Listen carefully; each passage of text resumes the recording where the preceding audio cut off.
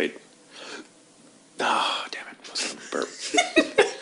You know what? That's going to stay in now. You're welcome. Great. I couldn't even pull it off. Yay. We start the show with my failure. What's up, everybody? It's the Anime Show. I am Terri Doty. With me sometimes is... Sometimes. J. Michael Tatum. One time. Twice, actually. Josh Greeley filled in for you in the third episode. Oh, yeah. That was like forever ago. Can't bring that up. It still counts. Memory is awesome. And the memory of a woman. Yeah, but I am a woman with a good memory. So you are correct. A memory for a memory for the faults of man. It really does suck. Sometimes Steven's just like, I don't know. I'm like, yes, you do, because 3 months ago you said But and this episode marks the return of Micah Solusod. Boo. What's up? Hey, how's it going, buddy? It's going pretty good. Good to have you back, sir. Thank you. Nice to be back in the hot seat. Yeah. And it is hot today because it's fucking Texas. Like I'm going to Maine in November, and I'm like, oh my god, I can't come soon enough. Maine. It's ridiculous how hot it is. Oh my! People It's who don't live in 104? Texas have no idea. Probably. Yeah, it's 104, and it was like I think the high in my neck of the woods yesterday was 106. Ew. And it was. It's hard to work It's in the upper 90s at night. Yeah. Yeah. Well, that's what ridiculous. Steven and I have only been like walking around the neighborhood like at night because one, sun, no, and two, that's the coolest it gets, and even then, like I think I'm just gonna start paying someone to just throw buckets of ice water at me. Except that in this heat, it melts before it's actually left the bucket. Yeah. It's like I'm in the accepting act of throwing it, it just right vaporizes. Now for if anyone wants to do that, it pays nothing. It's an internship. I would do it, except who's going to throw buckets of ice at me? It's going to be a queue of bucket throwing. Like, I see myself like an anime fan suddenly getting like ice water thrown in my face. They're like, get it? Like, there you go, Terri. That's a terrifying It's going to happen now. It's going to happen. I'm going to be on a panel somewhere, and someone's going to be like, hey, I hear it's pretty hot. I'm like, son of a bitch. Okay, so let me modify that request to say that I really want someone, I want to hire someone to throw buckets of ice water at me who I can then punch in the face. There. Yeah. That way people will be reluctant to people would still do that. I know. Job market wants to be punched in the face in this heat, especially. Job market's pretty tough. I'm sure you'd find it. I think, I'm sure. Actually, how much does it pay? I'm an actor. I'm not going to punch contract. you. You'll be a contract worker. You're too pretty to punch in the face. Thanks. Or I like, I'm not saying I wouldn't. I would just be reluctant. I was walking, I like walking around bigger cities because they're the fun homeless people. They're like, fun homeless people that like, instead of like, give me $1, blah, blah, blah. It's like, tell me off for $5. I'm like, I will gladly give you $5. Why couldn't you just close the mayonnaise, you fucking bitch? And blah, blah, blah, blah, blah, blah, blah. And the homeless guy just takes it. Really? Really? You put the box of cereal back in the shelf? Really? Yeah, I'm sure those 4 fucking flakes will last us another week at least. Like, you lazy fuck. Like, I think I went a little over. Here's another 5. I think I'm going to do this like without being homeless. I'm just going to go around and tell people, look, why don't you take out on me all the frustrations you have for your significant other that you can't take out to them. It'll be $10. $10. Why can't you put the goddamn toilet seat down? How fucking hard is it? Look, I want you to come in here. Look. Oh, that's me. Wow. Oh my god, you're wearing the blazer with the t-shirt underneath it, honey. That's awesome. Yes, that's wonderful. Let me call your friends and see if they want in on this. The toilet paper, you fold it into a triangle at the end when you're done with it. Steven found this picture, because Steven hates hipsters, or people that do it for the point of looking hipsterish, There's just some people that happen to be like, oh crap, I look like a hipster today.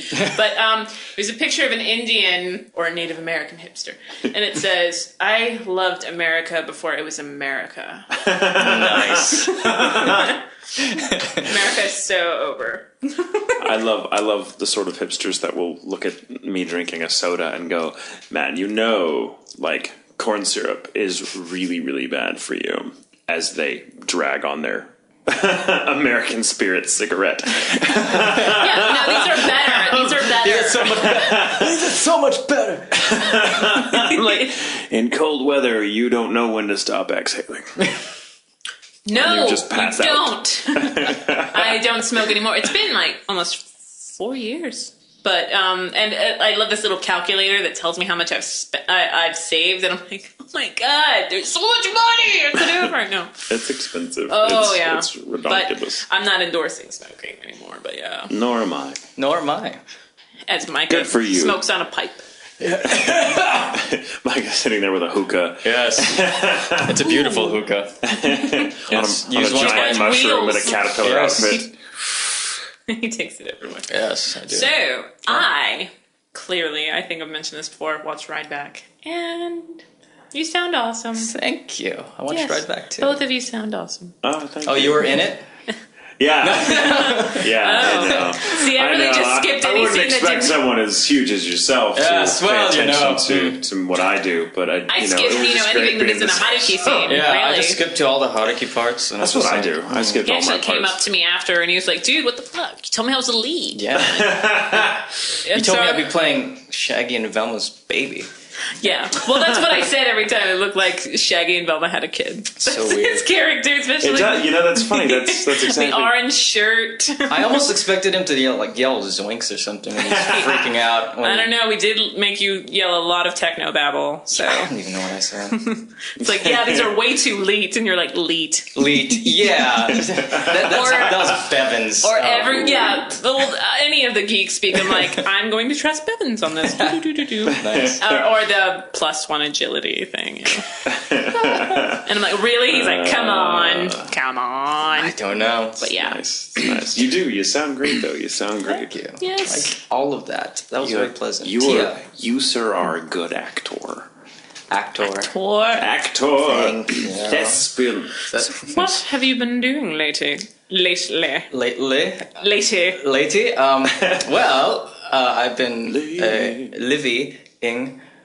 I don't know. That didn't work out too well. Yeah, nothing much. Just relaxing. Chilling. Yeah, chilling. Doing my thing. Yeah. Yes. What about you guys? Well, I had the 4th of July party on Monday. Good as me. Yeah. Yeah, loser. Yeah, I know. I It was invited fun. Micah. He's always like, yeah, no. I'm not hanging out with you. It's like, is the present going to be there? No. Well, then I'm not going. It's Micah. Yeah, he hides it very well. He looks lay so down innocent. palm He's fronds for me to walk over while I come in the door. No, then fuck you. No. Yeah. Sorry. 4th of July party. What? My. Sorry. What is this, Micah America's Solusod birthday? It's not my birthday. It was fun. We had a lot of good food. Bunch of fish. Good fish. Greeley brought cookies, Cookies. which were amazing. Oh my god, I think I ate more cookies than I did anything else. And that's saying something because I ate a lot of everything else too. But cookies, I was waiting really get any. I was waiting for Greeley to show up all night because I've had these cookies and I'm like, I want these cookies. I want these cookies. They're amazing cookies. Yeah. Have you had? Is that from cookies? his job? Yes. Mm-hmm. Yeah. And holy shit, they're good. He brings them in. I'm like, I'm sorry. I make to hug him, and then I just like, You're like, then I psych him you're out and not like holding the shred the box cookies. from him. You're like, you're not holding the cookies. Terry took them. Oh, well, what? Fuck you. I was like, Fuck you, get away from me. We'll have more. Oh, I mean, hi. I'm talking to you. Yeah. gotta stay nice to him, otherwise he won't bring more. No, my tack is I'm gonna treat him like shit. Like he's done something wrong, And to apologize. and that way to entice him to bring more cookies because he thinks it's the only way he can make good. Don't tell him this. This is my plan because I love. Well, the it's man, a good but thing we're not pretending recording to it, be. or- Yeah. I'm pretending to be mad at him right now so that he'll bring me cookies in an effort to. You should tell him it's also your reconcile. birthday and he missed it. Well, he knows when my birthday is. Well, tell him that Well, you lied yeah, about that. but Tatum also Don't- celebrates it like months after his actual birthday. So. Yeah, because my birthday is like crazy. My birthday's always, it happens to be around, I was going to say, always the same day. every fucking year. No, unless you're a leap year baby. Yeah. No, my birthday is always around like the busiest time of the year for congoers, and so like no one's in town, everyone's gone. I'm like, fuck, and so my birthday. I end up doing it. Yeah. Past 2 years, I don't think I've seen you on my actual birthday. Yep, that's true. So we ended up doing it about a month later because we did it in June. My actual birthday is the 25th of May, and we did my party on the 18th of June. Yes. We played laser tag. Nice. Laser tag. And then, this one little, like, 6-year-old, 7-year-old saw Ian Sinclair, and he's like, hey, what team are you going to be on? He's like, the green team. Then I want to be on the red team, bitch, kind of thing. Ian and this little kid had this whole antagonistic thing going on because Ian was like, yeah, well, you're going down, little man. You're going down. And then Ian proceeded to get his ass kicked by this little kid. Nice. The rest of us shot the kid. Lots of us were like, well, that kid actually was really easy points, yeah. Yeah, he was really terrible, but Ian was just like, I guess Ian was too focused on this kid, so he was getting his ass kicked. And then like later, like the kid came up to Ian and was like, I got you. I totally got you. I took you down. And Ian was like, good job, sir. Good job. Good soldier. How old are you? And the kid's like 6. And he looks at me like, fuck. I'm just my 6-year-old. And so I'm laughing. And then so we go in for another round of laser tag. And then Ian spots like the first 5-year-old. And he's like, hey, kid, you are going down. And the kid's like, yeah, the poor kid. And ends up beating the shit out of that kid at laser tag that round. Because that was the round we rocked ass. Like, that was the one that we did for Morgan. Yeah, for Morgan. Woo! That was our team leader or whatever. She's the chick that worked at the laser tag place. She's the person that basically. She's like, did you hear that guy talking crap? We got to take them down. It's like, what's your name? Morgan. For Morgan! We're beating our chests with the laser tag, and then we go and kick these guys' asses. But I get like drill sergeant. I'm like, why is no one going for the base? I know, and I'm like, I get all snipery. Upstairs, now. Nice. I hide, and I'm like, boom, boom, boom. It's really funny. I love laser tag, man. Like, we can do it all night long. So we come into there hot and sweaty. Seriously, it's great cardio, especially because the upstairs is a ramp. Like, yes, it's good cardio. But like the little kid, I saw like Mike McFarland was there, and I went like, we should have that little kid because he was very sweet to me. But I'm like 3 heights of him, and I've got boobs. Of course, he's nice to me. He's just like, hi, did you know blah blah blah? And I went, I think he's adorable. We should have him. And Mike's like, oh, he's cute. Fuck no. He's just going to slow us down. It's a liability. Like, he could be. He's on the other team. He's an easy target. Come on, I know. Let's throw him. Just hold him. He'll drive up our average. Come on. No, he's only on the team. We should take Micah laser tagging sometime. Have you laser tagged before? Once, yeah. Tags of wasn't lasers. Very good, but you have to do it again. It's not like you could put like I'm amazing at laser tag on your resume. Yes, well, could get you a job. I think I don't know. I look at you and I see a really well, there's that. What? I look at you and I see the potential for a real laser tag warrior. Will you be my sensei? In there. So, I am pretty badass at laser tag. Yeah. By I am too. I was third or something. Yeah, by that I mean I'm pretty average, but I could teach you to a certain point, and then I could turn you over to Terry. I am from a military background, and my aunt is a terrifying drill sergeant for the Marines. So if you stay the night at her house, you gotta you wake up at 6 and 6 o'clock. What are you doing in bed? I'm like, 'cause it's 6 o'clock. It's like, get up now. So now I apply all of those skills to laser tag. So you wake up to her blowing a bugle over your bed, and then you have to eat powdered eggs. No. And then climb the rope and do the whole obstacle course. No, her and her husband. Why do you stay there? Both Marines. Yeah. Wow. And her husband's a former bodybuilder too. So it's terrifying. Wow. But yeah. Wow. Yeah, their kids are fit. I'd hope so. Have to be. Yeah. Natural rebellion. Their kids are really fat and listless and pale and just like to play video games and You're not the boss of me.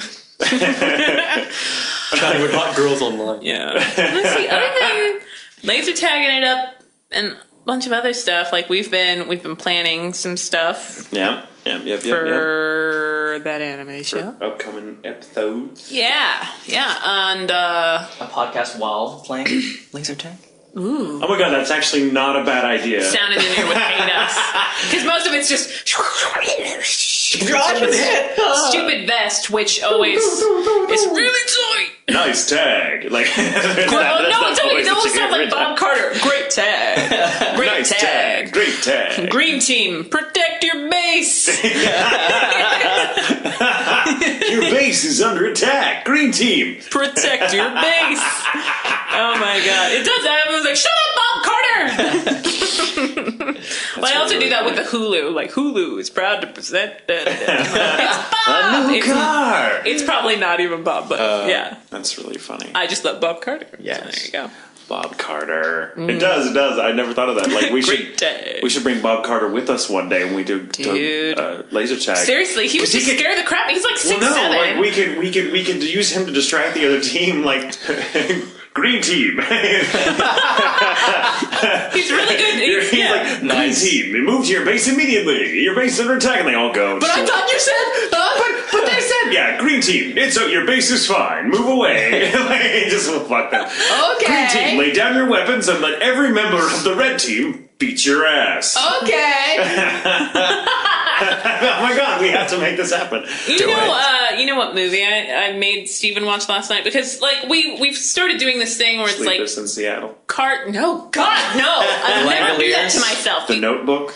Like, because he's like Steven's 6 years older than me, so he'll be like, I can't believe you haven't seen this, blah, blah, blah. And we watched The Brave Little Toaster last night. I remember The Brave Little Toaster. He hadn't seen it. He's, not to spoil it for anyone that hasn't seen it, but the toaster, throws him, or herself, I can't decide if it's a guy or a girl, but throws himself into cogs to save his master. And Steven looked at me and he went, what?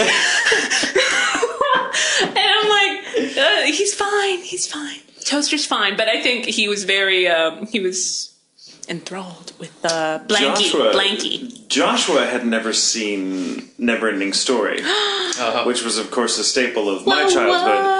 And even though we're the same age, he had never seen it. And I'm like, how the fuck? There's so many movies he's never seen. And I'm like, how the fuck did you? I do like introducing stuff to I'm people. like, he's never seen The Goonies. He'd never seen Neverending Story. He's never seen The Princess Bride all the way through. I'm like, really? Where did you grow up on Mars? Like, because we were both 80s kids. And, but yeah, so we showed him Neverending Story, and of course I haven't seen a Neverending Story since probably it was on HBO when I was a little child. And I'm watching this, and I'm like, oh, this is going to be so much fun. And as we're watching it, of course, you spend most of the time watching Joshua to see how he's going to react. And I'm like, oh, wait, he's 34, and he's never seen this before. This is not going to have, there's going to be no magic in this for him. Yeah. And of course, when it was over with, we were like, so what'd you think? What'd you think? And he's like, I'm a luck dragon. Why did you just show me that? Like, that was awful. And I'm like, we're like, yeah, it was pretty awful. Look, we were kids. We didn't know any better, You okay? have to get into a kid mindset a bit. Yeah. A bit. Like You totally do. Oh, the songs in Brave Little Toaster, I'm just like... like that was when like I think everybody was like, we gotta be like Disney. Like everybody's gotta sing. And he hasn't seen Oliver and Company, which isn't I think the first cartoon movie I ever saw. Those movies, because Steven and I are about the same age. Yeah. Those are movies from our early teens. Yeah. When we were trying to be cool and not watch cartoons. Like, I was like All Dogs Go to Heaven and oh my Oliver god, and All all Dogs Go to that. Heaven. Me and Alexis are gonna have an All Dogs Go to Heaven. Oh, nice. Yeah. But also, she's been trying to make me watch The Room. The what? The Room, the one that we are having a baby, like the worst movie ever made. Yeah. Yeah, the guy now he says it's like a dark oh. comedy. It's supposed to be like a really, really bad movie. But I've seen it. They always do shown it on midnight showings television every before. month at the Inwood in Dallas. And it's terrible. It's like it's the brainchild of this guy who's like also the main character. He can't act. No one in it can act. You're like it's terrible. And Fantastic. it's hysterically bad. It is hysterically. So it's one of those bad. things where you can watch it and make fun of it rather than you watch it and you're dying. Yeah. Or sometimes a little bit of both. A little bit of both, actually. Okay. A little bit of both. It depends on the mood you're in. Like, if you were to get really drunk and watch this movie, I'd suspect that you'd probably cry. And just, like, your faith in humanity will have gone down, like, significantly. But if you're perfectly fine... Like, if you're watching movies, like, for the sake of, like, this is how bad this movie is, like, you have to see it, it's that bad. Like, yeah. I'll see it. But if you build it up and you're watching it with me and it's horrible, I blame you personally. For the horror. You subjected me to this. You made this movie, in my opinion. Yeah. Or blah, blah, but there's a lot of movies from my childhood that do not hold up very well. No. Someone was telling me about going back and watching the Conan the Barbarian series, with Arnold. No, they're remaking it. No, it's terrible. Or you know what I saw the other day? It was on, and I couldn't sit through it. Red Sonja. Oh. So bad. Conan shows up in it, but it. Oh my God. Bridget Nielsen. Okay, what are some movies, Micah, that were an integral part of your childhood that you just cannot stomach anymore? Free Willy. You know what's even sadder about Free Willy now is they freed, I think his name was Kiko, and he died because he got accustomed to being in captivity. He couldn't feed himself, or he died. And he came back and he was all sick and everything. Yeah, he got picked on by the other whales for being from the good neighborhood because he had a red nose. Wait, now's your moment. The other orcas used to laugh and call him names, but he's dead now. So. Oh, that's a shame. Or because Stephen was talking about whales. I'm like, well, orcas aren't whales. They're not. They're dolphins. I didn't, but I don't. You know what? I don't They're care. the largest. I'm not a marine biologist. I wanted to be. That's the only reason. I was 2 credits away from being a marine biologist. That's not true. But it could have been. Now on G. Michael Tatum's wiki page. I know. I just like to say shit to see I want my Wikipedia page to be far more interesting than I am. It already is, actually. I would love. Well, I don't have one. I get bugged about it a lot that I don't have one. But I'm you can't make your own. No, I'm not going to make they my don't own. allow you to make your own. I'm not going to. But what was they it? police it, but you're not supposed to make your own. I've been. What was it? I've been mentioned as several people's spouses, namely Jamie's. Yeah. And I'm fine with that. Jamie's like, oh my God, how do we get it back on there? Yes. It's true. Okay, yeah, so Free Willy, and what else? What else you got? What are other movies? I don't know. I just I went back onto Netflix and started looking for old things. I just started watching Hawaii Five-0 again, which is the original. Yeah, the original. Because now there's another one, I guess. Weird, yeah. But, I mean, it's kind of interesting because you see where things come from in our modern-day television stuff or movies, and where they're inspired or what's, the tipping of the hat and whatnot, but some things just don't stand up too well. I made the mistake of watching the first Transformers again. And in my mind, it's nice. On the Hub or something, too? But it's the series, right? Yeah, the series. The G1. And, in my mind, I keep thinking it's so cool, and then I'm like, and then he tosses a planet into this. Because the Brave Little Toaster thing, I was made to watch the Transformers movie with Orson Welles. Orson Welles' last performance, which sucks. Oh no, but he was quoted on that. They're like, so tell us about your character. He's like, I'm a giant robot that eats tiny robots. I really don't like it. Kind of thing. But, they kill all of the Transformers that you've grown to know and love. And Steven's like, well, they did that because in the 3rd season there are all these new... I'm like, I don't give a shit about Rodimus Prime. Yeah, thank you. I'm like, Optimus dies and Rodimus Prime is Judd Nelson. And Steven was like, who? And I'm like, you know what I got for Christmas? A carton of fucking cigarettes. Hey, smoke up, Johnny! But, I'm like, that's all I hear. And then Weird Al. Dare to be stupid. Yeah. In the middle of a fight scene. I have not seen this movie since Idle it originally aired. Yes, Robert Stack. Leonard Nimoy, who was in the newest one. Yeah. Leonard Nimoy. Remember The Hobbit? Anyone remember the animated version of The Hobbit? No, I've never seen it. Leonard Nimoy, because Leonard Nimoy played Gandalf. Oh. But it's got that might make me watch it then. It's I haven't seen it since I was a kid. I don't suspect it would stand up very well. Touch that. Yeah. I think I should just leave it hermetically sealed as a good memory of my child and not go back. I agree. Every time I go back to watch something that I liked when I was a child, I go, God, it just makes me feel bad because I think, Jesus, I had absolutely no taste as a child. I was really easily entertained by movies. Cartoon that I loved. I haven't seen it since I was a kid. The Beetlejuice cartoon. Wow, yeah, it's been a while. See, that I remember really liking I wanted to that. be Lydia Dietz. But see, again, see, this is your childhood. These are my early teens. Yeah. Uh-huh. So by the time I was like 14, 15, which is when the Beetlejuice cartoon was airing, like watching cartoons was now considered retro. Not cool. It was not cool if you were a normal teenager, but if you were like one of the retro goths, like I kind of always was, hit it. watching stuff like Beetlejuice was considered like hot shit. Cool. So we kind of embraced it as an act of defiance. There are things now though that you can mention, like, yeah, I watched this, and they're like, how old were you? I'm like, does it matter? Like, because I own up. You can own up to the nerdiness because, like, when you're in high school and stuff, like, I didn't want to mention that I was still watching Power Rangers, but yeah, I was, but it was my dirty little I secret. hear you. I mean, like, in high school, I still was into Transformers. Like, Oh, one good thing, Beast Wars. That's something from my childhood. Yeah, that was my first Transformers, and Steven was watching it. He's like, man, the animation doesn't hold up, like, because the 85 one does. Like, I watched Optimus Prime dance at a nightclub. Okay, don't talk to me about Beast Wars.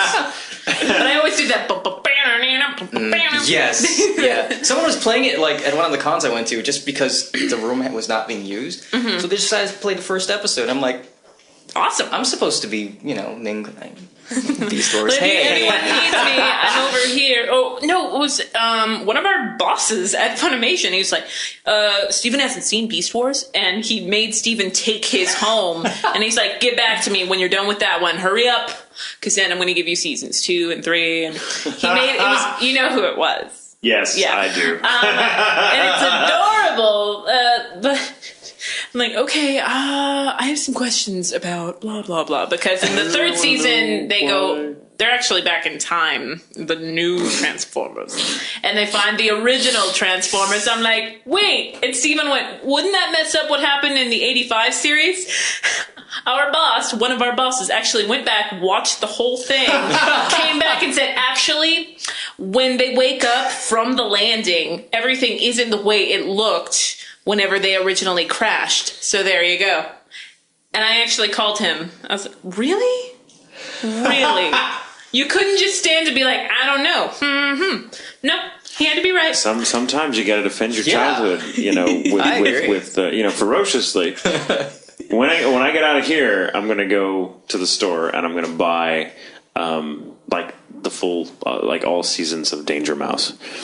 That was my favorite show. I never saw that animated show, and it was like I was just thinking about the other day. I'm like I woke up for some reason and the theme song was in my head. I'm like, what the fuck is that from? Oh my god, it's Danger Mouse! I haven't seen that since I was a kid, and I really want to watch it. I've been watching on the British Hub because I feel like I should like just officially be a spokesperson for the Hub because I'm always talking about the Hub, but Jem has been on. Oh God! Truly. Jim and the holograms. Yeah, and then there were the Misfits. Those were their arch enemies. Yes. It was so. Oh my God! I was watching an episode today. But there's tons of cartoons like that from they're all Hasbro. Like they're all just there to support like a toy line. So you had like Jim and the holograms. You had My Little Pony. My Little Pony, which apparently like the newest version of that is supposed to be really good. Apparently. I know Josh Greeley is obsessed Josh with it. will cut a bitch over some My Little Pony. Or no, there's like a name for it, like Brony or Bronies, something. I think, for guys who like... yeah. Okay, I was at a convention recently where they had this contest for women, you just where... go, no, I like My Little Pony. They had a panel contest where like they would show you really awful pictures and you made demotivational posters out of them, so you captioned them, and like the one that won was a picture of like a naked guy getting a little too close to a pony. Like he's just naked, but he's petting this pony, and it's very uncomfortable looking. Yeah. And the caption that won was My Little Pony, hate is gonna hate.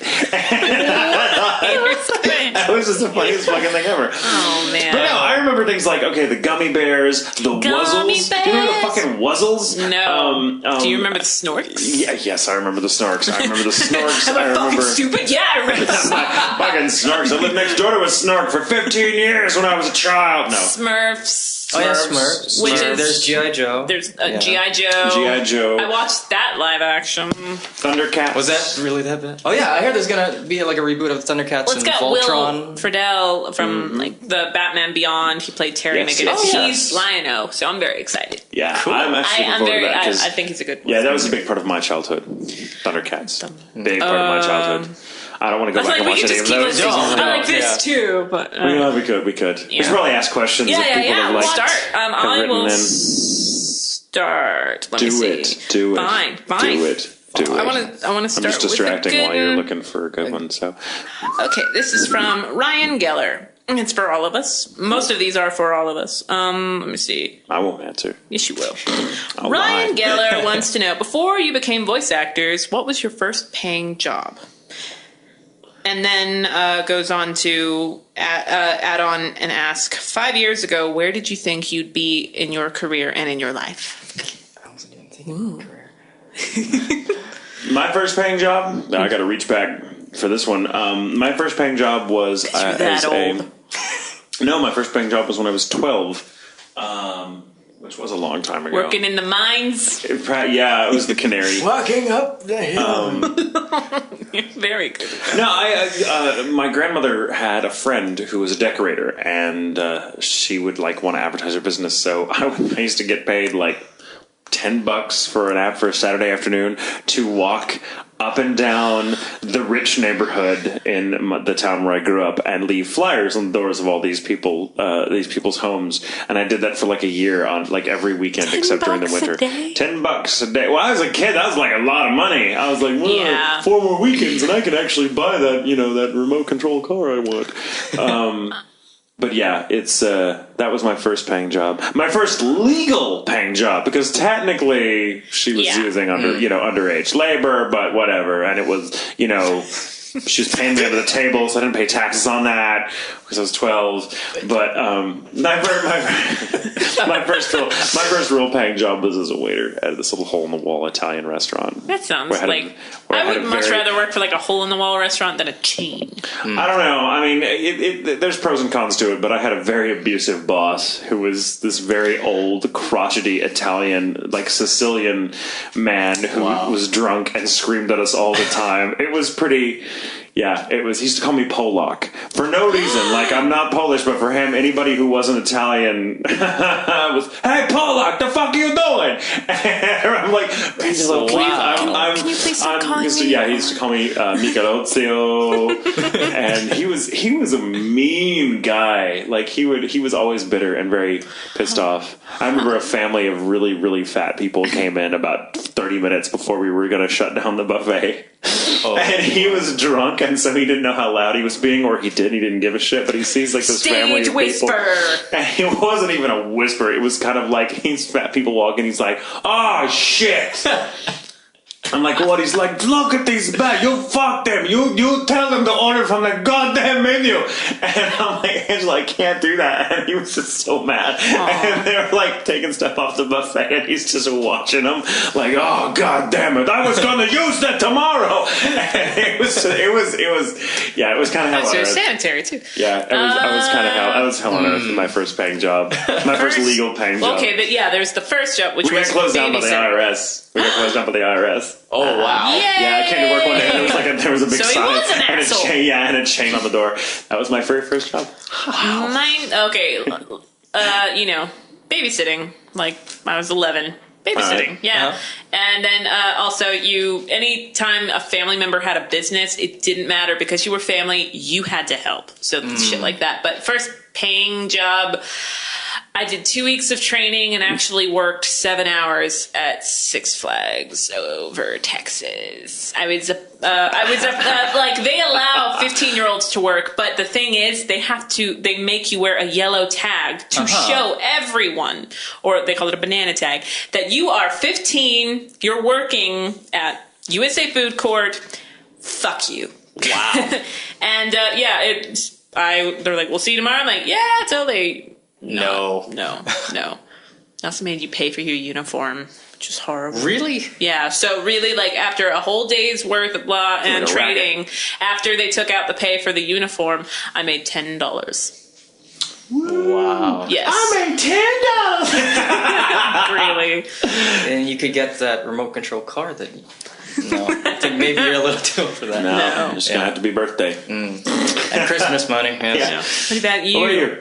My first job was back in Hawaii. I worked at a tour company. No. Washing buses. No. Skinny me. Washing huge tour buses that came out from the mountain. Must have looked like a bug just stuck onto the bus. Pretty much, yeah. And I'm just like, oh man, there's so much dirt on this white bus. And then they'd have us detail the cars and get on the vans and everything. And You have ladders and... yeah. I'm like, hopefully you're like... And my boss is like, all buff and everything, and here I am, Mr. Skinny Bone Jones, like, it's heavy. That was my first job. It wasn't very pleasant, especially going there after school. You're just How old were you at the time? I was like maybe 15 or 16. Wow. Yeah, so it's not bad, but I mean, it wasn't Not pleasant. great. Yeah, But, cleaning it was a job. inside was worse because you have all the gum and all the stuff that tourists leave in the bus. yeah. It's like, but I'd much prefer the outside. I got manga. Inside is where all the Some organic Japanese matter kids is. left their manga there, and I kept it. And that's when it all Is began. that when it all No, began? was Was that your superhero origin story? Was that your Yes, and then I became what? super bus washer? Yes, Super bus watch. yes, super bus watch. The guy who makes up superhero names is at lunch. That clearly is not my superpower. Make up superpower names. It's important though when you're young. Wouldn't you agree to have a job that sucks? Have a shit Yeah. job. Like a It's job just that, like whenever it's- I hated the friends that got brand new cars. I'm like, no, you have to have a shit car the first time. Yeah. To appreciate the nice car later in life. Everyone should work in a job where you have kind of like a retail setting or like a restaurant setting where you don't have the same clientele. Like it's every few minutes it's someone different, and that person may be nice, that person may be an absolute fucking fire-breathing bitch.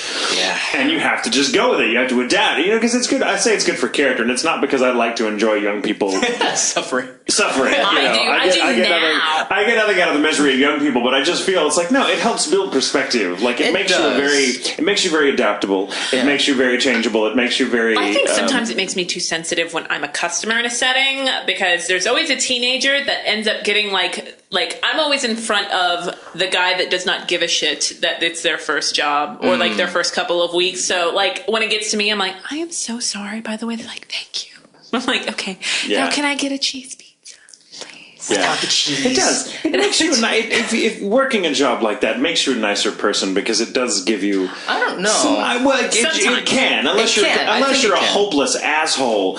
It makes you a nicer person. I think it makes you a nicer person because you've gotten to see how the quote unquote other half lives, and so you're not such an entitled fuck when you walk around and you're like, you know what I mean? Because I'm like, I could never go to and like someone got I went on a date a long time ago with a guy who treated our Denny's waitress. Yeah, he took me to Denny's. This guy was classy. I went on a date at Denny's. It was magical. But here was the cognitive dissonance here. Like he takes me to a Denny's for our first date and only date, and then he proceeds to. When did the date start? What time? Like 9:00 at night. It was later. But in it wasn't evening. in like the small town that you grew up in. No. Okay, It was in then Dallas. he has no excuse. No, it was in Dallas. It was our first date. It was 9:00 at night. He takes me to Denny's, but he proceeds to treat the waitress like shit from the word go. Like doesn't give her a chance to be bad or good. Like immediately puts $5 in ones on the table and makes a speech to her and says, this is your tip. I take $1 from it every time you do something I don't like. Are you serious? That was his introduction. And I talked to him. I'm like, what is wrong with you? And I try to explain to him. I'm like, this does not, like, you could do this in the fucking, Crescent Hotel, and I would not think it was classy. But we're at fucking Denny's, and this woman who's old enough to be your grandmother that's pouring our coffee probably works here because she had to, her pension is probably bullshit. Her, maybe she's made her social security's nothing, or does it just to work, or whatever. And you're treating her like shit. Like seriously, come on, dude. This is not the fucking Ritz. And so I actually walked out of the guy, and he was very surprised by that. I'm like, clearly someone who has never worked a difficult job in their life because they just kind of expect. I always they don't test understand. people on first dates like that. Well, with Steven, he was already my best friend, but I'll take them somewhere where it kind of tests yes, how nice they are to wait staff, and also like how just nice they are, because I'll be like, this is my gay friends, blah blah blah, which I never introduced anyone that way. They're like, and so I'm like, are you gay friendly? I have to have gay friendly. Like that's a requirement. And then just like, actually, I'm like, okay, bye. Or I had a guy that actually dumped me because I cuss, and I'm just like, well, I can't help that I cuss. I really can't.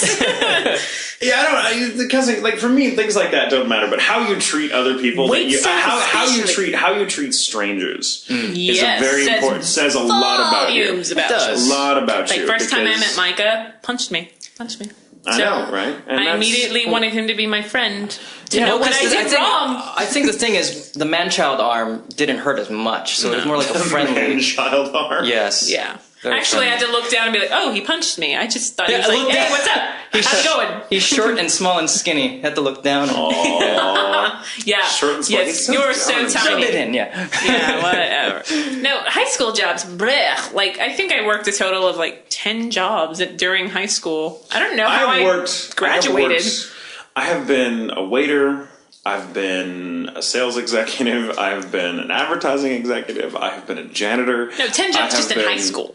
Yeah, no. During high school. During high school. I mean, I worked several waiter jobs because that was all you could do in McKinney, where I grew up. Yeah. Unless you wanted to work like in a grocery store, which I never did. But yeah, I worked several waitstaff jobs. I worked at a Blockbuster. Lackluster video, yeah. Ballbuster video, we called it. It was well, it's called nothing now. And now it's called Block Empty.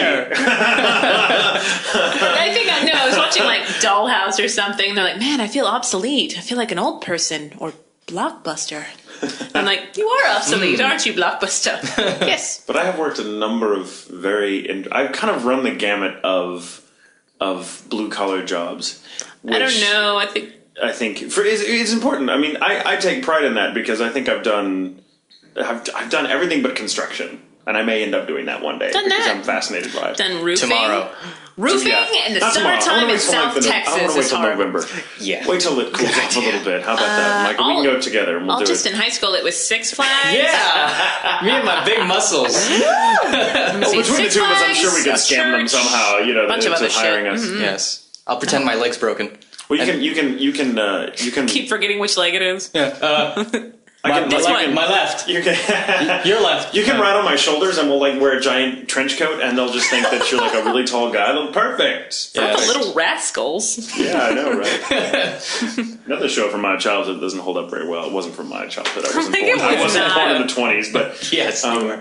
But it was still there. I was born in 1992. All right, I have another question. I kind of like this question. Moving on now. This comes from Alyssa. Hi, Alyssa. She says, since as far back as I can remember, I've had a crush on Alan Rickman. All right, cool. Alan Rickman, that's awesome. I did too. My friends and family all tell me that's very odd and unhealthy. I don't see it. I don't see it either. I don't see how it's unhealthy. I guess if you're sending clippings of your hair to Alan Rickman, that would gives be you unhealthy. cancer. That's how it's unhealthy. But my question is, have you ever had a crush on anyone, famous or not, that everyone around you considered unhealthy or odd? Yes. I think she meant for us to elaborate, not just make it a yes or no question. Yes. Next question. That was good. Good team effort. I like this question. It's a new one. I know. When I saw it, I laughed out loud because I like this one. I've always had a crush on Alan Rickman because I like bad guys. Like the bad guys, he play like Hans Gruber.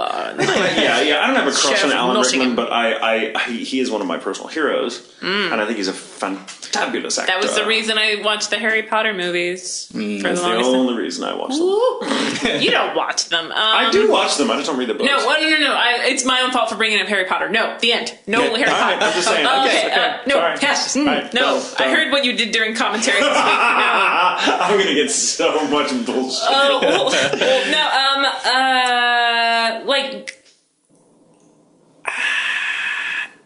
No, I really can't think of anybody, honestly, that's odd. I can think of several. Because I'm odd and unhealthy. I was probably that person that really? You're going to date her? When I was a little boy, I had a ginormous crush on Daryl Hannah after watching Splash. I know, I mean, keep in mind, I was to turn out to be gay, so it's not that surprising, but I was in love with a fish.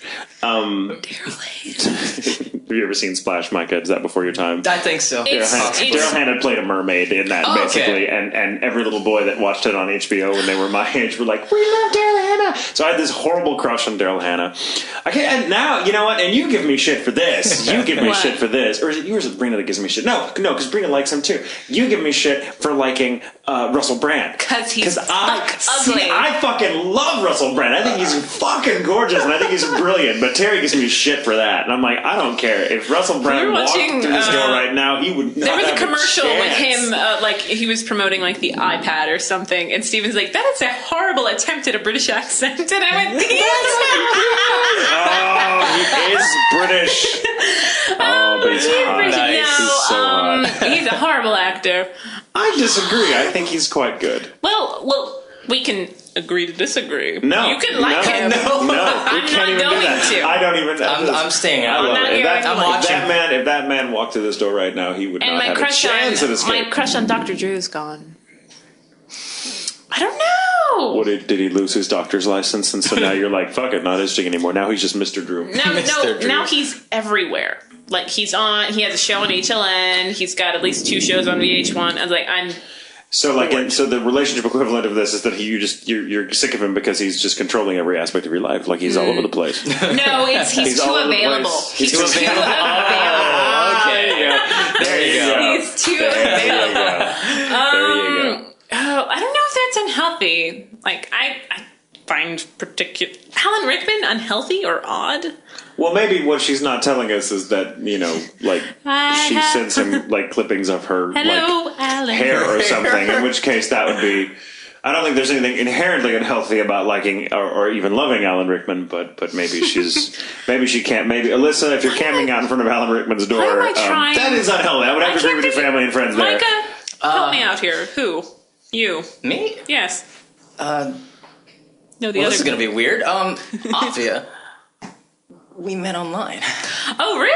Yeah. See, a lot of people do that now, though. Well, now, yeah, but couple years ago. Him and Joshua met online. Yeah. Me and Joshua met online. And I guess it was just weird because... Were some people like, I don't know, it's online. Blah, blah. Yeah. Well, especially our parents. And then, except when you think about this, it's no different than meeting anyone in any other setting. But that's the thing. No, the generation who didn't grow up with the availability, they don't get it. Yeah, it has to be there, and I mean, it was really weird for a while. But I mean, most people in the generation before mine, their primary venue for meeting the love of their life was high school, and I would argue that is far more unhealthy than waiting a little longer and meeting someone as an adult. I did pick him out of all of the guys that I'm also trapped in this building with.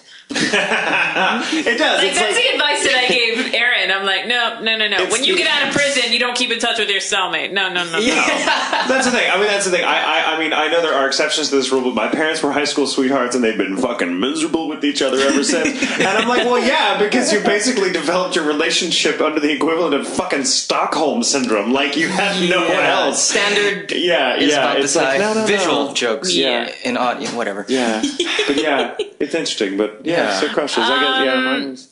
I've been in many unhealthy relationships. Most think of it this way: most relationships are unhealthy. If they weren't, you'd still be in them. Like when my mom met Steven, she forgot that I told her he has tattoos all up and down his arm, and he had dreadlocks at the time. So when she met him, she's like, "Hey, I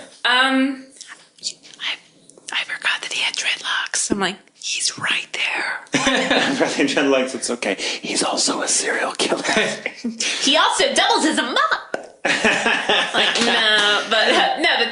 No, Randy, it wasn't even that's not even why we broke up. It's just I was like, nah. But some people would view that as odd because we went out a lot as ladies. Me still being the masculine one. I dated a drag queen for a time. What bitches? Oh my God. Not all drag queens. This one was fucking crazy, and we got into all sorts of trouble in public because he just had absolutely no boundaries, and it was you never have pull him up. It's like, I've got to go to the bathroom, and you pull it to a gas station. I'm like, there's a 50-50 chance he's going to come running out here with a sack full of cash, screaming for me to just go. That was unhealthy. Had nothing to do with him being a drag queen, by the way. I've known many drag queens and many of them. Bastards. but this one in particular was fucking crazy, and that was unhealthy, and I knew it was unhealthy, and that's precisely why I did it. It was an act of rebellion. Man. I'm like, I need this. Sometimes you need a little unhealthy in your life. It builds up your immune system, so to speak. It does. It does. You need the crazy ones. Don't want to live in a bubble. So when you get the nice, Go eat some boring, dirt. and nice ones, you're like, this is such a nice change of pace from worrying about, how many warrants are out for my arrest in such and such town. Yeah. I like it. Micah, this is from Erin. Erin, I believe I've spoken to Erin a couple of times online. She's really cool. Disney, is it? No, it's a girl. It's a girl. Why? No, okay, Micah. Yes. I have this friend back home who all of us are big anime nerds think sounds just like you. My friend is often most remembered for playing Sweeney in the community production of Sweeney Todd that was done here a couple of summers ago. Cool. What I am wondering is, would you say a line from Sweeney Todd to see if this sounding alike thing works both ways? And she provided you a couple of quotes. You can choose from one or two of these. Wouldn't I just like to point out something obvious? Wouldn't the sounding alike thing have to work both ways?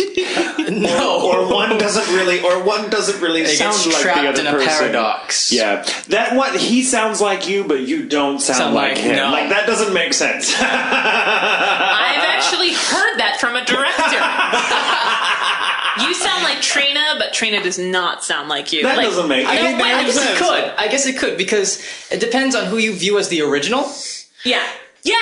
But listen to yourselves. Listen to yourselves. You're saying such and such person. If there's enough similarity, I'm saying. But Micah's saying, but no, it's possible. I'm like, I don't think so. I think you either sound like each other, or you like one of you can't sound like one of you, and the other bears no resemblance at all. Otherwise, the person doesn't sound like you. I guess what I'm thinking is, when an actress that works there now sounded a lot like Laura. They weren't like, hey, you guys sound alike. It's, you sound like Laura. Because Laura was the first. Yeah. So that's what I'm saying. I think it's understand that. I understand that. But I just think it's really funny. She's like, let's see if the whole thing goes with it. I'm like, well, they sound alike. That would have to go both ways. You have to choose. I've never actually. It doesn't matter. Well, I don't even. Come on, man. You're a voice actor. Snap two. Up, go. Audition. Only occasionally. You're on the spot now.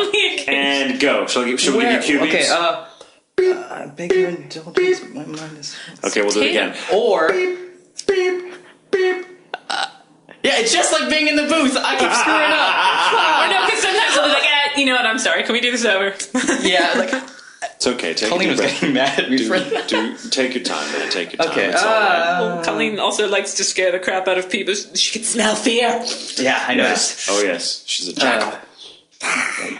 That's not a jackal. Why? I'm Mr. Sweeney Todd, and I have opened a bottle of elixir. And I say to you, it's nothing but... Maybe not say the complicated one. Okay. Is there a shorter one? I beg your indulgence, boy. My mind is far from easy, for in these once similar streets I feel the chill of ghostly shadows everywhere. Okay, and then the director's kicking in. Okay, that was good. Let's come in for it again. Okay. More purple? Darker. I think darker. Or no, I love darker. this one that Ian used on me, and Steven went, what? And I'm like, I got it. Cool. Okay. Ian went, put a button on it. I'm like, okay, got it. Okay, here's the thing, Micah. He's brooding. He's brooding? He is filled with hate for this place that he's walking through. He hates it. He hates it. This place is hell on earth, and he wants everyone in it to die. I beg your indulgence, boy. I beg your indulgence. I don't even... Is it like my voice? Like... I don't know. Maybe your voice with just a little bit of gruff. Gruff? A little bit. You want to give him a read? I'm not going to give him a read. Yeah, please. No. But I'm just okay. Just okay. I'm not going to give you a read. Like, okay. This turned into just all right, Micah. Okay. Before you, I'm not going to give you a read in the line, but here, repeat after me. Okay. It's just hello. I'm Sweeney Todd. Say hello, that. I'm Sweeney Todd. Okay. Now deepen it up and give it some more breath, so it's more like this. Hello, I'm Sweeney Todd. Hello, I'm Sweeney Todd.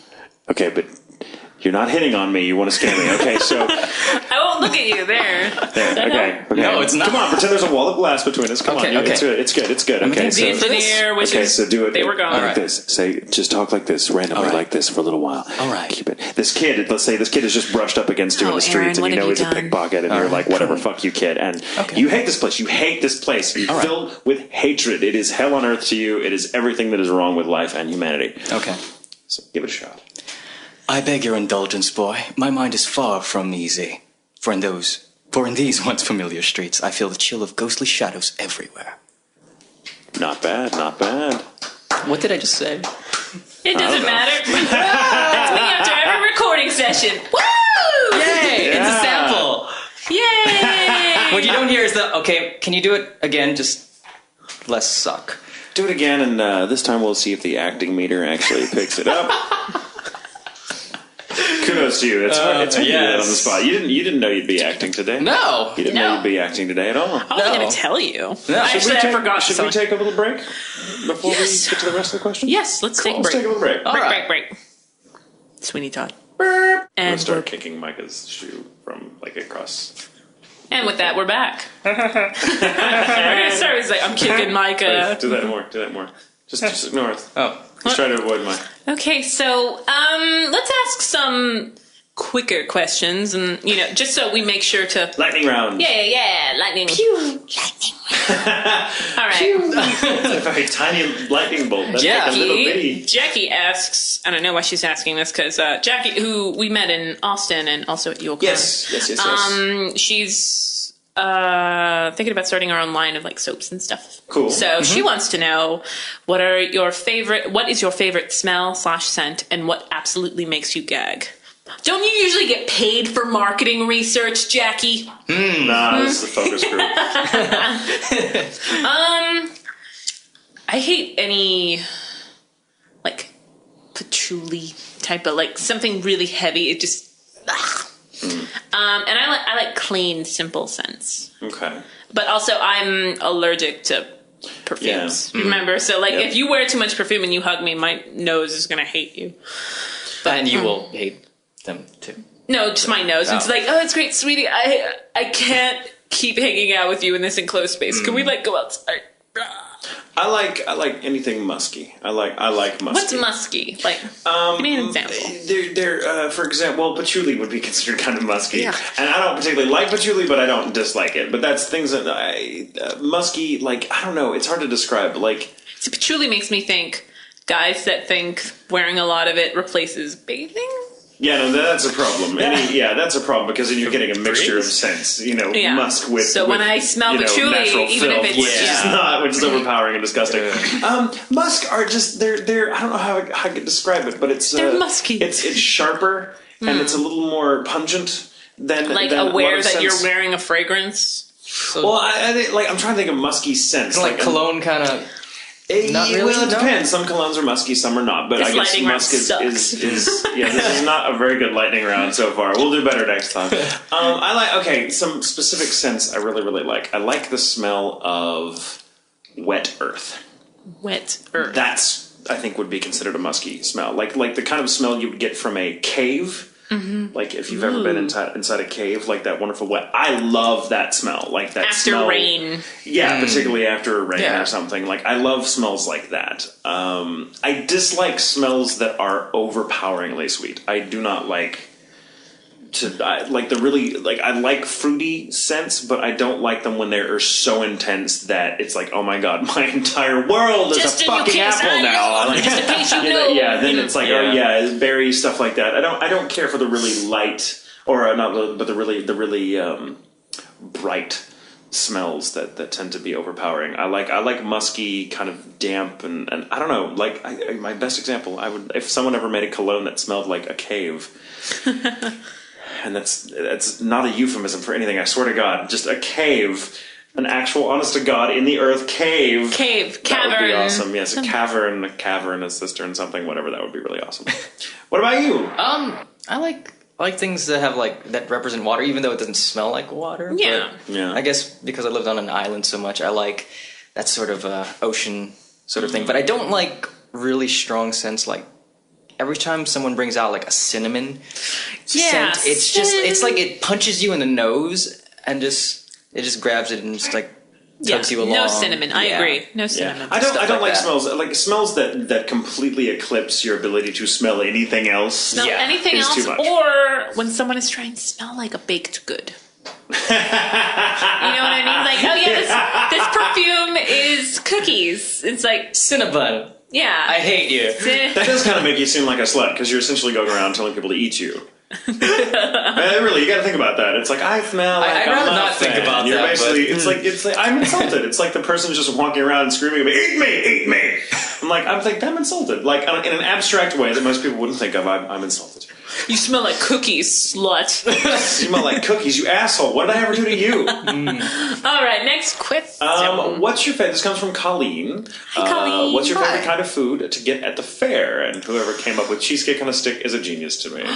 Never had that. I love Belgian waffles. I used to fiend I've for never Belgian had Belgian waffles. That you could get at the fair. Like, I've had Belgian waffles elsewhere, and they're never as good. But the ones you can get at the state fair here are incredible. Funnel cake. Funnel cake's a good one, yeah. Mm-hmm. Then again, most of my fair experience is in Hawaii, so that doesn't really count. Well, yeah, it does. It does, I guess. It's a fair. It Plate counts. lunches in Hawaii. All right. Definitely. What would a plate lunch consist of in Hawaii? Anything you want. I mean, it's like a mixed plate. You can get like your main course and whatever, like starch and side. Okay. Yeah. Nice. Cool. I want a fair like that. Cheesecake on a stick is really good. I worked with someone once that brought to the office. Like, because we're cheesecake on a right by stick. where they do the big fuck you state fair every year. Yeah. No, like fuck you. It's like fuck your heart. Fuck Fuck your heart, fuck your kidneys, fuck your liver. They fried And your wallet. beer this they year, fried which I beer. heard was horrible. Wow. Yeah, well, That's beer impressive. is pretty nasty anyway. Yeah. Okay. Yeah. No, I don't. Cheesecake on a stick dipped in chocolate, though? Okay. Only something you should have once in your life. I think that's all you could afford. Well, that's all you'll have time for once you've eaten it. But yeah, it's pretty intense. I gotta try that. All right. This is from Lauren. Okay. If you had to choose between either going blind, deaf, or mute, which would you choose and why? You have to choose one, and you'll be safe from the other two. No, you can't say none of them. I love how our questioners, our listeners behave like Greek gods. Like, it's kind of frightening. They're like, okay, we're going to do this to you, and you have to participate. yes. Like, we're just doing this for your amusement, you sick fucks. Or PE teachers. Yeah. Oh my God! Yes. Okay. Lightning round. Okay, so deaf. Well, blind, or mute. I'm already partially deaf, so I'd prefer to keep what I have. Most people don't know that, but yes, my right ear. I'm partially deaf in my right ear. Blind. Okay. I could still voice act. I would not want to be deaf or blind because I would not be able to read anymore, and that would. I mean, I could read Braille, but Yeah. I would never. I would at this point I'm in my learning life. that At this point in my myself. life, I'd never be as Steven left his book quick out. It's a reader insane. at Braille as I am just sight reading. And I wouldn't want to be deaf because music is such a big part of my life that I wouldn't want that. If I had to choose one, I would go mute just because I feel like I've probably done enough talking. I've done enough Listeners talking. of the show, take a moment. Yeah, shut up.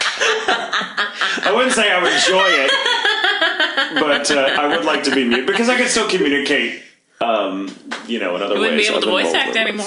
No, I couldn't voice act anymore, but I could still write. And I could do silent plays. And I could do what? I could play silent characters. Yeah. No, I mean like silent plays. We're just. Any character I guess a doesn't have mime. name. Like no. Yeah, I'll be a mime. Sure, why not?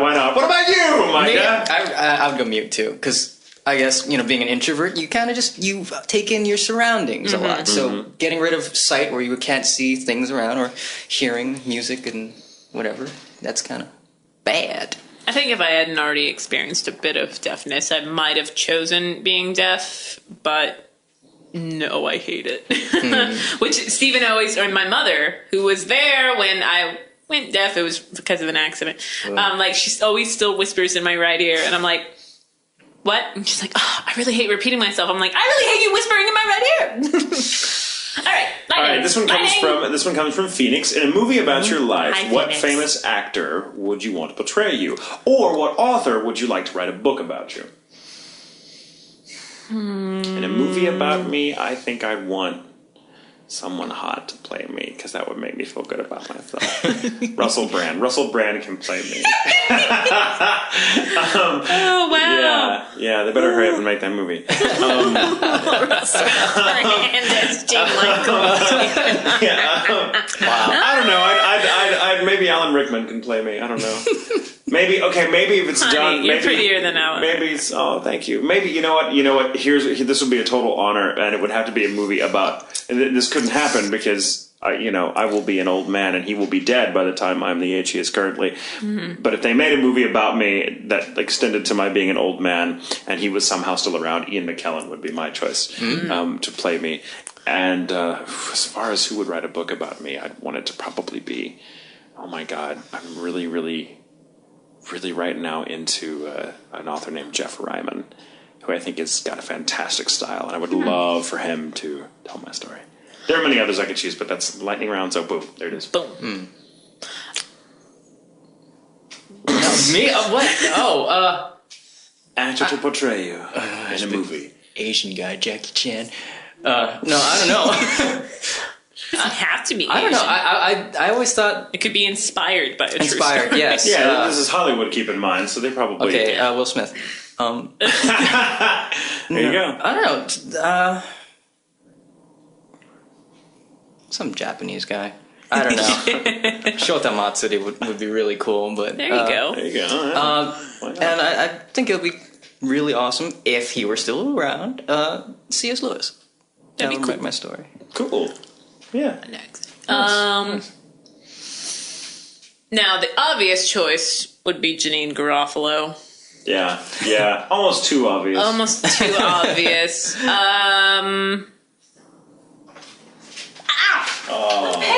I'll get it for Okay, you. let me see.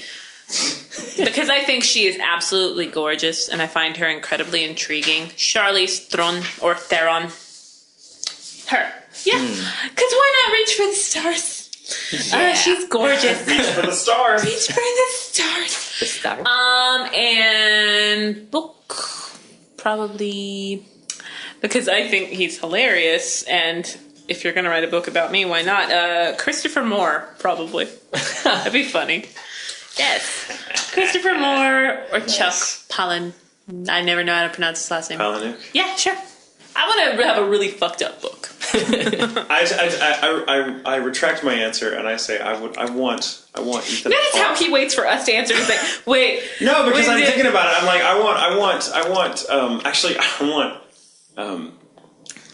what is his name? Giovanni Ribisi to play me. Ooh, Giovanni. And I want I want the book to be written by Thomas Pynchon, the guy that wrote Gravity's Rainbow.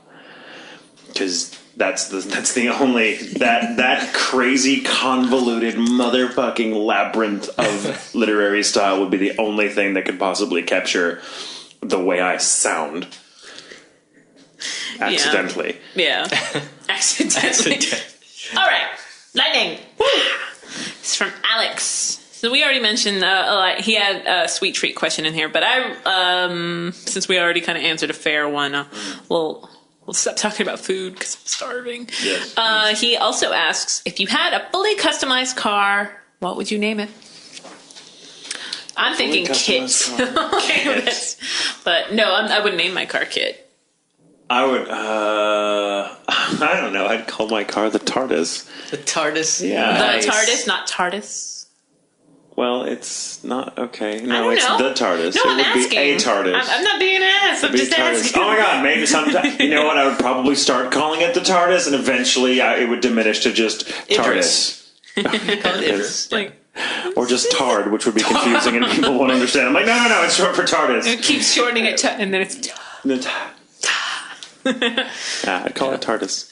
One of my coworkers joked about getting a white Mustang car and naming it Shadowfax. And every time they go into the car, they say, Shadowfax, teach us the meaning of haste, and then drive off. It would be really crappy if you're in a hurry. And that's great. Yeah. Or you lost your voice. instead of hitting the button and hearing the doo doo doo, like you have to whistle and like the car drives to you. We're like on the verge of that happening anyway. I like that. I would name it Betty. I named my car Yggdrasil. Because you learned how to say it. Because I've known how to say that for years. I want people to look at that and be like, how the fuck?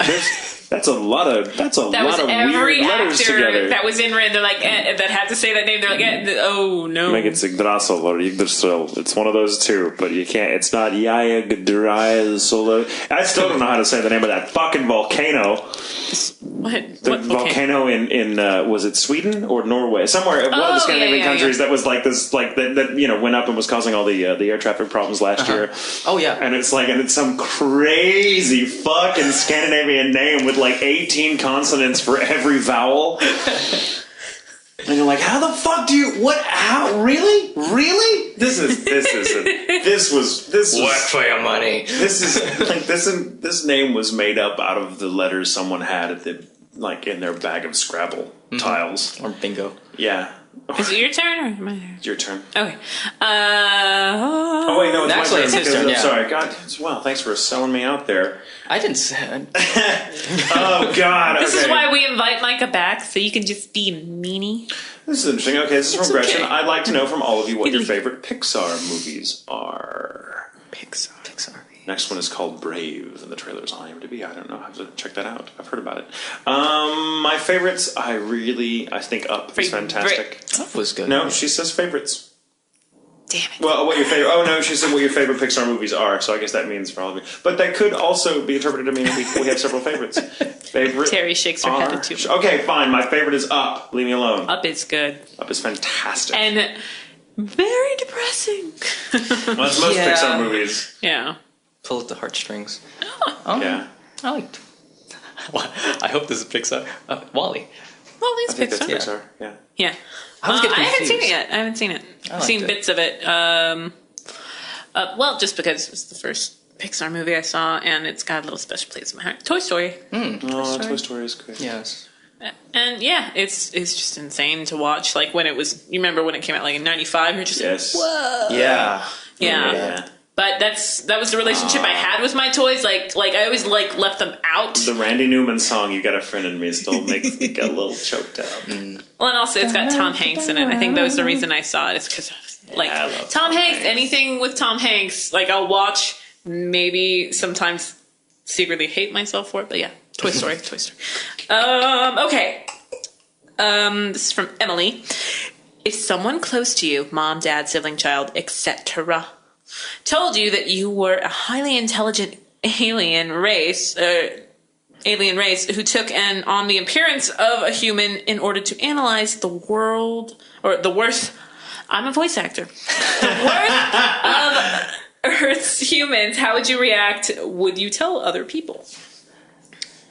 That's actually happened to me, so that's my family story. Wow. Steven wishes that was his story. My mom said that question, and doesn't she? We're still fighting about this. What would my reaction be to such a revelation? I wouldn't be the least bit fucking surprised, and I'd say, finally, something that caters to all my talents.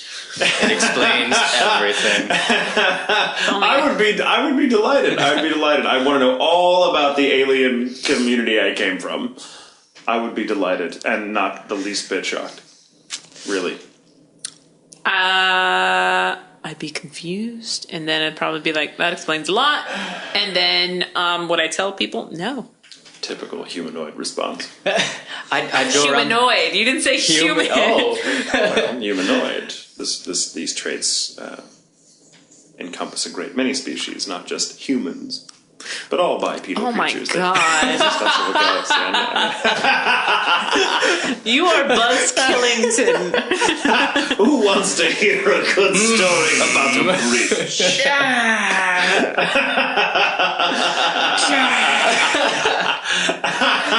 Nice. Like right when you said that, I'm like.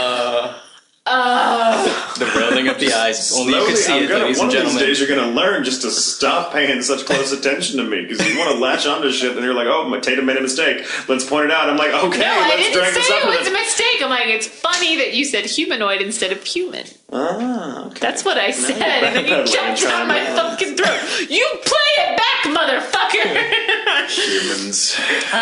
So sensitive. And their emotions. What about you? I pretend I was the doctor. You pretend I was... Yeah, and You pretend you were Or a you just doctor or make the it- doctor? The Nice, doctor, yes. nice, I'd be like, nice. yeah, You I'm can gonna- borrow my car. Yes, and then I'd actually be like, "This is my TARDIS." Yes, and then lovely. wear a bow tie and Bow ties are cool. yes, and fezzes. And fezzes are cool. Yes, and thank Stetsons are cool. Yes. Don't get us started. No, I won't. It's your turn. Oh, is it my turn? Yeah. How many are we on? When are we going to start answering questions slowly? Because we've been doing so good at the lightning rounds. Yeah, I know. This is really This is the great. Matrix lightning round. There you go. Let's You can avoid see, it. What do we got? What do we got? We'll make this the last lightning round question. There you go. All right, this comes from Amanda. Imagine you were being forced to take over the world, but in exchange, you can be a character that you voice. Who would you be and why? I'm confused why taking over the world is even part of this question, but I assume that's to make me want to be a character who's a badass, because if I had to take over the world, I wouldn't want to be like Dororo. No one would listen to you. No one, he'd be really bad at Who's the running leader of the things. world again? Yeah, what? It's me. If I could be any character that I voiced, I probably really want to be. This is gonna sound crazy, but because again, not a very world domination type of guy, but I'd be Lawrence from Spice and Wolf. I love that character. There I you love go. his life. I love that kind of itinerant wanderer's life and having a really beautiful wolf goddess there to just like There you go. constantly That sounds like make life Perpetually, yeah. exciting at every turn. Nice. So, What about you? You voiced some pretty rad characters. Yeah, but they're all kind of nerdy. No. Well, there's one in particular I would choose, but you're not going to know. Yeah, that's me too. I'm like, let me think of somebody I can talk about. Yeah. But all I know is that we're in it. So I don't know. Yeah. Yeah. But I'd say Kamui and Subaru. Then I could just be two people at once. there you go. That'd be cool. Two for the price of one. There you go. Yes. Someone I could talk about. Nella from Bund, just because she's awesome and she's got really awesome hair. And she's a vampire. There you go. So Just wear my shade gel that I have to apply every 15 minutes. 3 vampires and a guy who owns a goddess. There you Awesome. There you go. We really He like doesn't it. really own a goddess. She's just in debt to him. There you go. Yes. Rent. All right. Enough of the lightning round questions. Which we did poorly at. Yes. That lightning round took 30 minutes, by the way. Yeah. I'd like to point out. All right. This is from Katie, which today is Katie's birthday. Happy birthday. Birthday, Katie. Happy birthday. Oh. All right. Happy birthday, Katie. Yeah, that was I just like doing that. I'm like, most of my characters just sound like me. Happy birthday. Okay, Katie says, as some of us know, Micah is an awesome fan artist. Well, just artist in general. What inspired you to start drawing? I liked the little thing that Ben commissioned you to do with Leah and Jeremy and Alexis and Tia. That was fun. Slightly awkward, but fun. Slightly awkward, Yeah. yeah. Well, I mean, there's something weird about looking up so many reference pictures and being like, Of someone you know. Yeah. I'm not obsessed, I swear. Yeah. I just want to do them justice. Yeah, well, it's always a scary part of doing fan art of people. Yeah. But, boredom. Boredom. I mean, really, just You're pretty good at it. You've been doing it for a while now, clearly. because I was bored. Didn't want to listen to the teacher in class. I'm like, no, There you go. trying. It's some really good art. And are you pursuing any other avenues with the art? Yeah, I'm doing freelance art because I quit my job. So That's good. I mean, that's cool. I like it. You're a very brave man. or stupid by some accounts, but it's fun. Life's an adventure. Life is an adventure. Yeah. That's a really good segue into Alan's question, which I want to ask, actually. Okay. Keep Alan McLeod. Yeah, we love close personal friend. Nice. Actually has really good questions, and this is no exception. So, okay, as you explained the last time you were on the show, After finishing high school, you moved to Texas from Hawaii in order to pursue a career in voice acting. Obviously, you've met with success. Congratulations. However, moving halfway across the country to pursue what is admittedly a very exclusive and difficult industry is quite a daunting endeavor indeed, and I'm sure the journey to eventually Flower Mound had its own share of hardships. What was your plan when you moved to Texas? Often it's very difficult to make a living just as a voice actor. Did you have any ideas about other employment, etc., when you considered moving?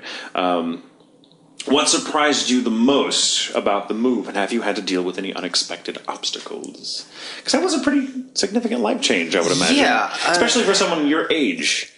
Yeah, and I mean, I wasn't out of the state. I had never been out of the state. Really? Until, yeah. Well, I mean, I went to maybe Washington once, but I mean... okay, back. But never really lived anywhere else. Never lived anywhere else except in Hawaii, so the move was kind of stupid. I mean, my parents were very concerned because I've never paid my bills. I was living with them for all that time, and all of a sudden I'm going to decide to move to Tweaking, Texas from Hawaii, which isn't very bright, all things considered. And I don't encourage anyone else to do that because that's dumb. Well, I think one of the things I had going for me was the fact that I'm a quick learner. So You're what? I'm a quick learner, so I could adapt to all of this. But coming in, a lot of prayer that everything would work out, and somehow it did. But as far as getting other jobs, I tried to get other work, but because of the current job market situation, it's kind of hard for guys with no working experience to get a job. Well, it's also hard, like, if you're an actor, because most places aren't like, oh, so you did this. Yeah. I don't care. And not even that. Yeah. Like, my resume even wasn't that big coming over. So I had my bus washing experience in Texas. Well, and even then, like, I guess they really don't want to call out of state very often for references. Yeah. So, I mean, it was definitely difficult, and I'm still getting accustomed to living. It really hasn't been that long. It hasn't. It feels like it does, forever. Yeah. But... Like, it's been like 2 years, right? 2 years and some change. Yeah, roughly about. So what would you say was the most surprising thing you've learned about yourself in this move? That I rely on people a lot. I missed a lot of my friends. I forgot how much they mean to me. It really put an emphasis on how much my family and my friends mean to me, and how much I regret not really putting more effort into maintaining those relationships, because they really mattered. And here I am. Do you think you're just like most young people? And I'd harp on you being young. I mean, you're obviously wiser than your years. But so you think you just kind of took a lot of those friendships for granted, and then when you left, you were like, oh my god, I'm totally a fish out of water. Not necessarily, but didn't realize they meant that much until they weren't around. Yeah, because it's like living in two different worlds. Yeah. Living in Hawaii and living in Texas, you got more misunderstandings, especially because I grew up with a heavy Asian background, and you try to mention something like that here in Texas, and they're like, "Why would you do that?" And I'm like, well, that's just how. Even living here all your life, like Tatum has. I hate to generalize, but having grown up and spent my entire life in Texas thus far, I think I'm in a unique position to say, with authority, that Texas in particular is a very difficult place to explain yourself if you are not cut from the common cloth. Yes, it is. It kind of is, and it has a lot to do with just kind of the very conservative culture here. Not politically, but I mean, that's part of it, I'm sure. Well, and just doing what we do here, doing what we do. I mean, like, it's a very... Yeah, I don't... I'm still unclear how the hell I grew up in this state, and... Because, I mean, I had a family that were, who were very, I don't know, who all from Texas as well, but they were very odd. My family is very odd, and so I can't, as far as Texas is concerned. So, yeah, but that's interesting, because, I mean, I would, when people talk about moving here from other places that I look at as being, no, are you kidding? That's an oasis of, selfhood compared to, like, the fight you'd be having down here every day of your life. People talk about moving to Texas. I'm like, why the hell would you move to Texas? You're not a business. Why would you want to move down here? Like, the only reason to move down is if you're a business. It's the only reason. I can't think of any person like romanticizing this place. Except Texans, oddly enough. Texans do a great deal, but I suppose there's a lot of that in every state. Everyone's like, oh, it's the best state in the world. Texans do kind of lay it on a bit thicker, yeah. Which always seems to me to be overcompensating for something. I'm not from here, but they also like if I say anything as a non-native Texan, yes, no matter how long I've lived here, because I've lived here since off and on since I was 14. Or earlier, I don't remember. They like if I don't get something, they're like, well, you're not from here, you don't get it. It's like, well, I've lived here long enough. I just think this is you. I would argue, just from my own point of view, that if you are from somewhere, you are less likely to get it because you can't see the forest for the fucking trees. You've grown up there your entire life. You don't have an objective view of what a douchebag you are or can be, and that's not true. To say that Texans we walk out into the city. No. I mean, you have to understand. Everybody is an individual, but every individual, to some extent, will wrap themselves in the mantle of what it means to be from wherever you're from. Yeah. And I think the extent to which each person chooses to do that speaks volumes to their character, because for me personally, nothing matters less than where the fuck you were born. Yeah. It makes no goddamn difference. I mean, Texas for me is my home. And there's a history to it, of course, and it will always be my home, but that's why I talk shit about it all the time, because I've earned the right to. It's just like whenever you're like, yeah, my brother's like blah blah blah. But if someone's like, hey, your brother's a blah, blah, I'm like, don't you fucking say that. Exactly. Yes. I'm just kind of like, when I go out of state and I travel and people talk shit about Texas, I'm like, hey, fuck you. But in Texas, God, what the fuck is wrong with us? Like, it's totally, We were a country for a year. It's interesting. So I think about you moving here, and I'm just like, wow, that's a crazy. And you said it was kind of crazy and probably stupid, but sometimes you have to do stupid, crazy things. That's life, right? I'm young, and so I'll just do it. And if it doesn't work out, then I've got the rest of my life to make up for it. That's an incredibly healthy. You on it too. Yeah, definitely. They were extremely worried. They're like, "Well, he's okay." Well, they're going to be worried. That's their job as your family, but at least they didn't try to hold you back. No, well. I think my parents kind of did, because it was I even told them straight out, this isn't guaranteed work. Yeah.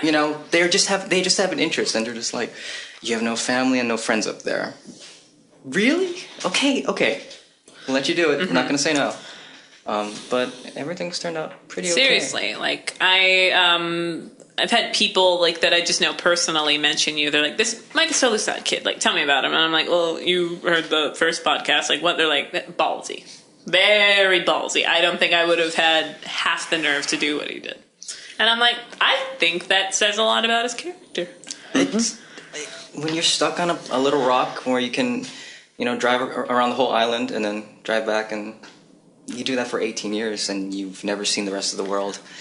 Then you get to this. You want to go somewhere. One of the blessings of this is the fact that I've been able to travel, to go to cons and stuff like that. Oh, yeah. See more of what this country has to offer. And it's awesome. I think more people should do things like that, but really just for the point of getting out of yourself, kind of expanding out of that comfort zone, your sense of the world. And you move here on the pretext of becoming a voice actor, but the real reason psychologically is to just go have this adventure and to do something you've never done and to learn to adapt. And I think that's a very healthy thing. I think everyone should do that, and I think it's a shame most people don't. Yeah.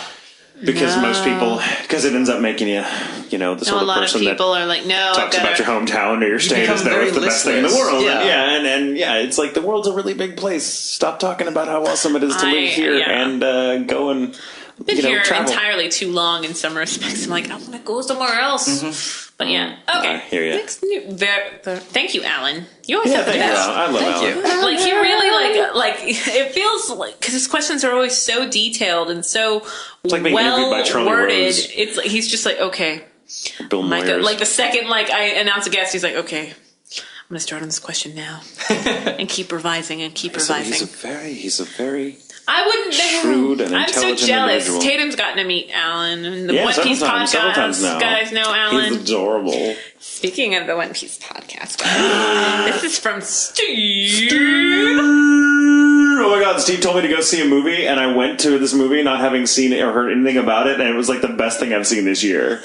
You just sounded like a cheerleader. I did. Oh my god. This is how Steve makes me feel inside. Like a cheerleader? I can totally relate. Like a cheerleader. Totally relate. No, he emailed me because Steve is a good friend, and he emailed me. He's like, "Hey, I just went to see this movie. It's called Midnight in Paris. It's a new Woody Allen film. Oh yeah, with Emma Wilson, you should go see it." And he told me nothing about it. He just sung its praises and says you should go see it. So I'm like, what the hell? So I went to go see it. I went to the movie by myself during the day. I had a day off, a rare day off. And I went to see it like during the afternoon. I haven't been to a movie theater by myself in like 7 years, 8 years. Isn't it great? And it was wonderful. And it was a movie. It was matinee, and it was a Woody Allen film. So the only people in the audience were old people, and so it was mostly quiet except and maybe Diane Keaton Snoring.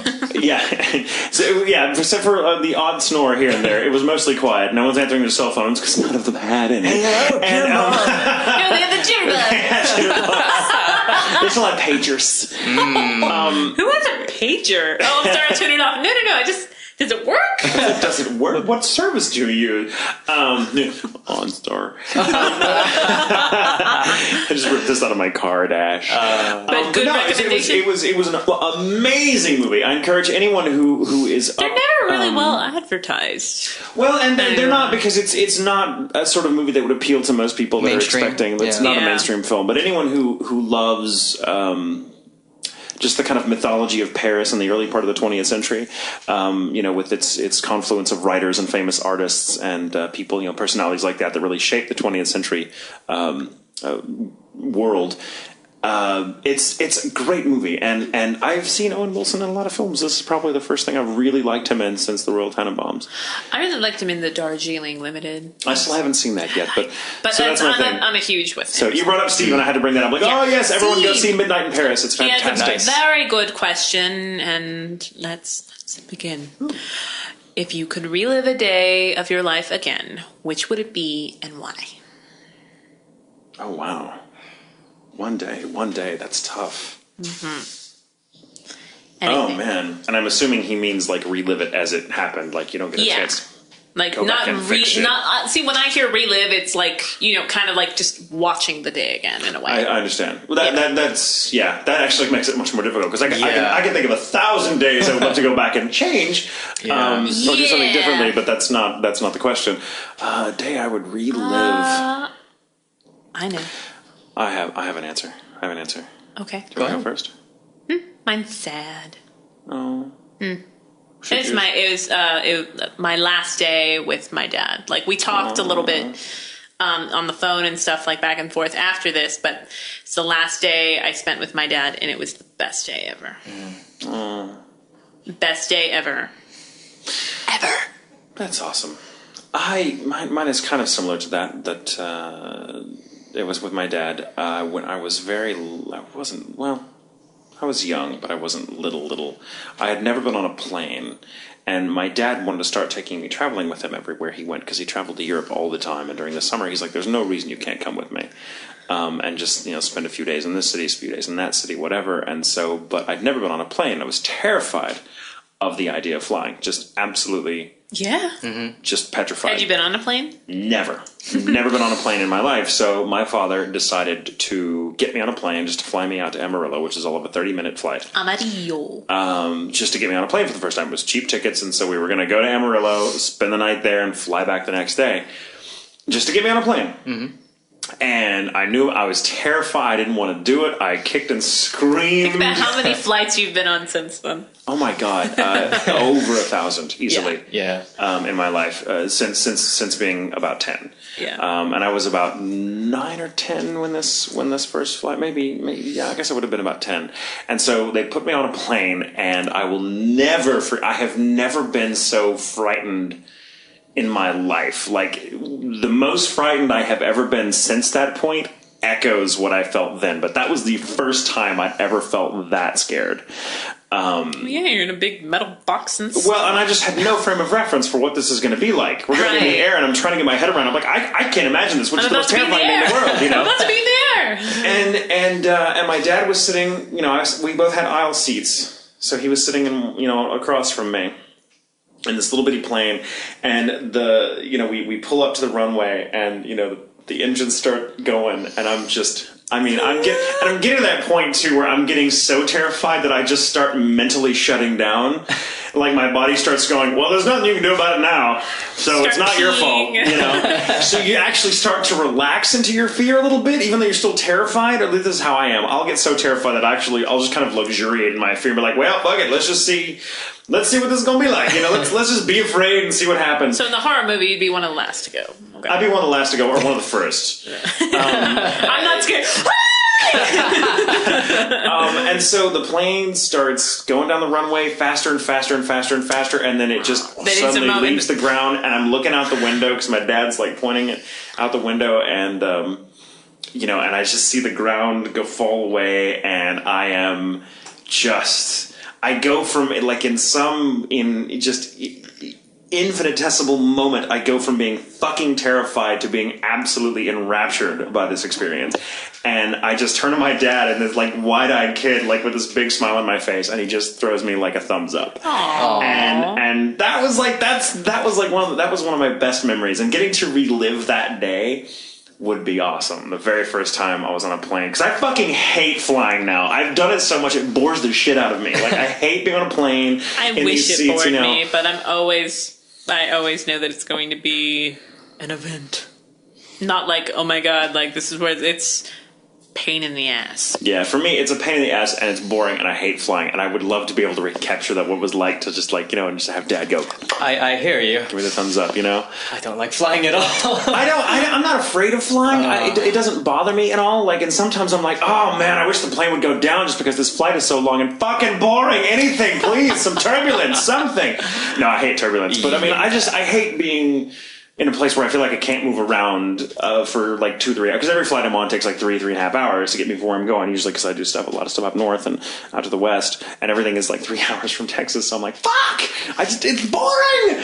And I'm always sitting next to someone who is obnoxious and I've always made friends and ended up staying in contact with the people that I've sat next to. Wow, if I did that, I would have always. Nice. I tried to. I ended up meeting a chick that owns a manga, her own little manga shop and anime shop, in Houston. I met her, and we met on the way to Mexico, and we kept running into each other in Mexico, so we switched cell phone numbers. That's really cool. Yeah. I've met a few people like that, but nowadays I just try to... I had my recent experience flying back from Portland a few weeks ago. I was sitting on a plane next to a little old woman who was terrified. And we flew through a really bad... You always find the terrified ladies. What's up with that? I know, I do. I sit next to people that are terrified of flying a lot. Don't think you're getting out of this, Micah. What? Yeah, no, you have to answer this question. Yeah, we're giving you time to think about this. This is why I talk. Thank you. Yes, I appreciate it. Time. Yes. But no, this poor woman was terrified. And we had to fly through a pretty bad storm.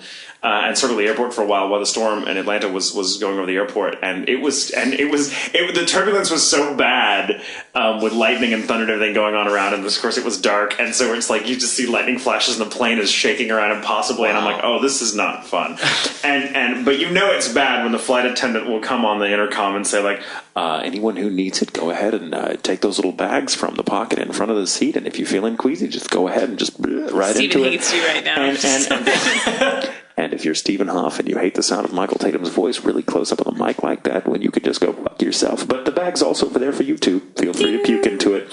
But yeah, that's when you know, oh yeah, we're going down. We're totally going down. When they bring up the puke bags, we're going down. You're gonna go all Lithgow. There's something. There's something on the blow. Never mind, the wing's gone. Yeah, I always, for some reason, I always sit near the wing, or where the wing is visible, and I'm like, you know what? If anything's gonna happen, I'm gonna fucking see it. I'm gonna see, oh well, that thing. Should that be on fire? I'm pretty sure that should be on fire. Yeah, it's a feature. It's a fire feature. So sorry, I'm rambling now, but I did help this poor woman by making jokes and stuff, and then by the time we landed, she was she was really very proud of herself, and I'm like, you should be proud. She hadn't been on a plane since the '80s, and she'd never. So liked it. Shit's changed. So shit's changed. I'm like, yeah. And she made a joke. She's like, I haven't been on a plane since you practically had to help them start it up and like run alongside it and jump in, you know? The Flintstone plane? It's like a Actually, I think the Flintstone plane was like a pterodactyl.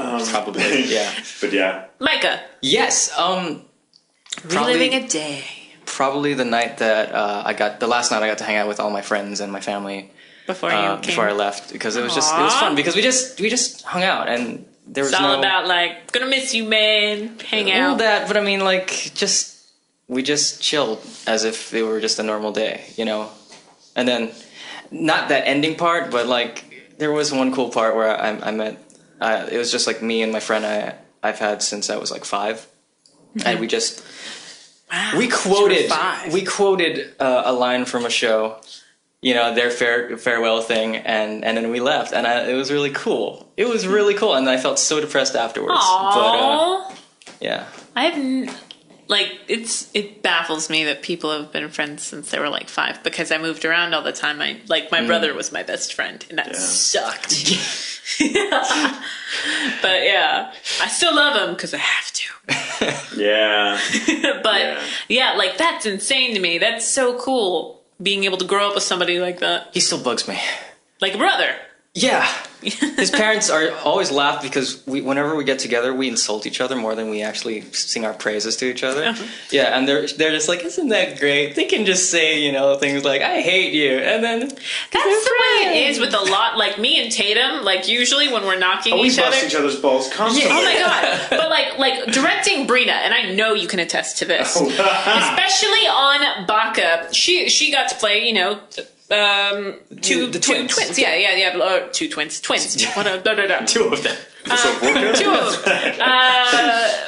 But anytime you compliment her, she gets uncomfortable because we're friends. She's like, "Can you please not do that?" So I would have to be like, "That was really good." I mean, for you, she's like, "Thanks." Like I'm like, "Yay!" But if I'm like, "Dude, that was really great," she's like, I'm like, "No, for you." I always have to say for you. I did that all the time with her when I was on Romeo and Juliet, especially. I'd be like, "Oh, that was fucking amazing." You would tell her that everyone died or something. That's how I got her back. Yeah. Well, her character thought everyone died, so it was method. It wasn't, I wasn't just like, lying no, but to then her. she's like, "Is everybody dead?" Looking out the window, you're like, "Yeah, sweetie." Yes. Well, because she said it as a joke, and I'm like, seriously? Yeah, everyone's dead. So this is the point where everything changes, and she's like, "Oh my god, seriously? Oh, that's so fucking sad." And then it totally affected her read, and I'm like, "That is perfect. Thank you. That's a really good read." Then I slapped her. By the way, JK. you're full of shit. You know, that's not true. All the characters are still totally alive. She's like, "You son of a bitch!" She was so mad. Nice. But yeah, I have to say things like I can never say good or awesome or fucking awesome, which is what I used to do with her all the time. I was like, adequate. Passable, par. Like, I suppose the engineer Nice. could do something with it. I mean, he is pretty good. We'll auto-tune that. It's okay. Pro Tools has an acting app now we can use. Can you we can enable auto the not dramatize. suck feature thing? we will auto dramatize that. Yeah, call it auto dram. Which method do you want? Let's go with the. Let's go with Meisner. Let's go We'll with hire a Meisner. sound-alike. Don't worry, it's okay. Oh man. Let's go with the Sydney Lumet version. Oh, thank you. There we go. Awesome. Okay, so this question comes from Andrea. I hope it's Andrea. Not Andrea? I don't want to be. It's Andrea. Andrea. I don't know. Andrea. We're giving you a wide variety of ways you can pronounce her name. She says, "I was just wondering what your opinions are on Hollywood trying and so far failing to turn anime into big budget movies." No. What is your opinion on that? Oh, what are your opinion on that? I have opinions on that. We have opinions. Oh man, that makes us opinions on important. that. We should put it on the internet. Why do you think so far? Out of curiosity, No, I was joking. Why do you think the big budget anime crossover films or whatever try to? Why do you think they tank? Why do you think? I think it's because they don't understand their audience. They don't. What is it they miss about their audience? Do you think? What they like.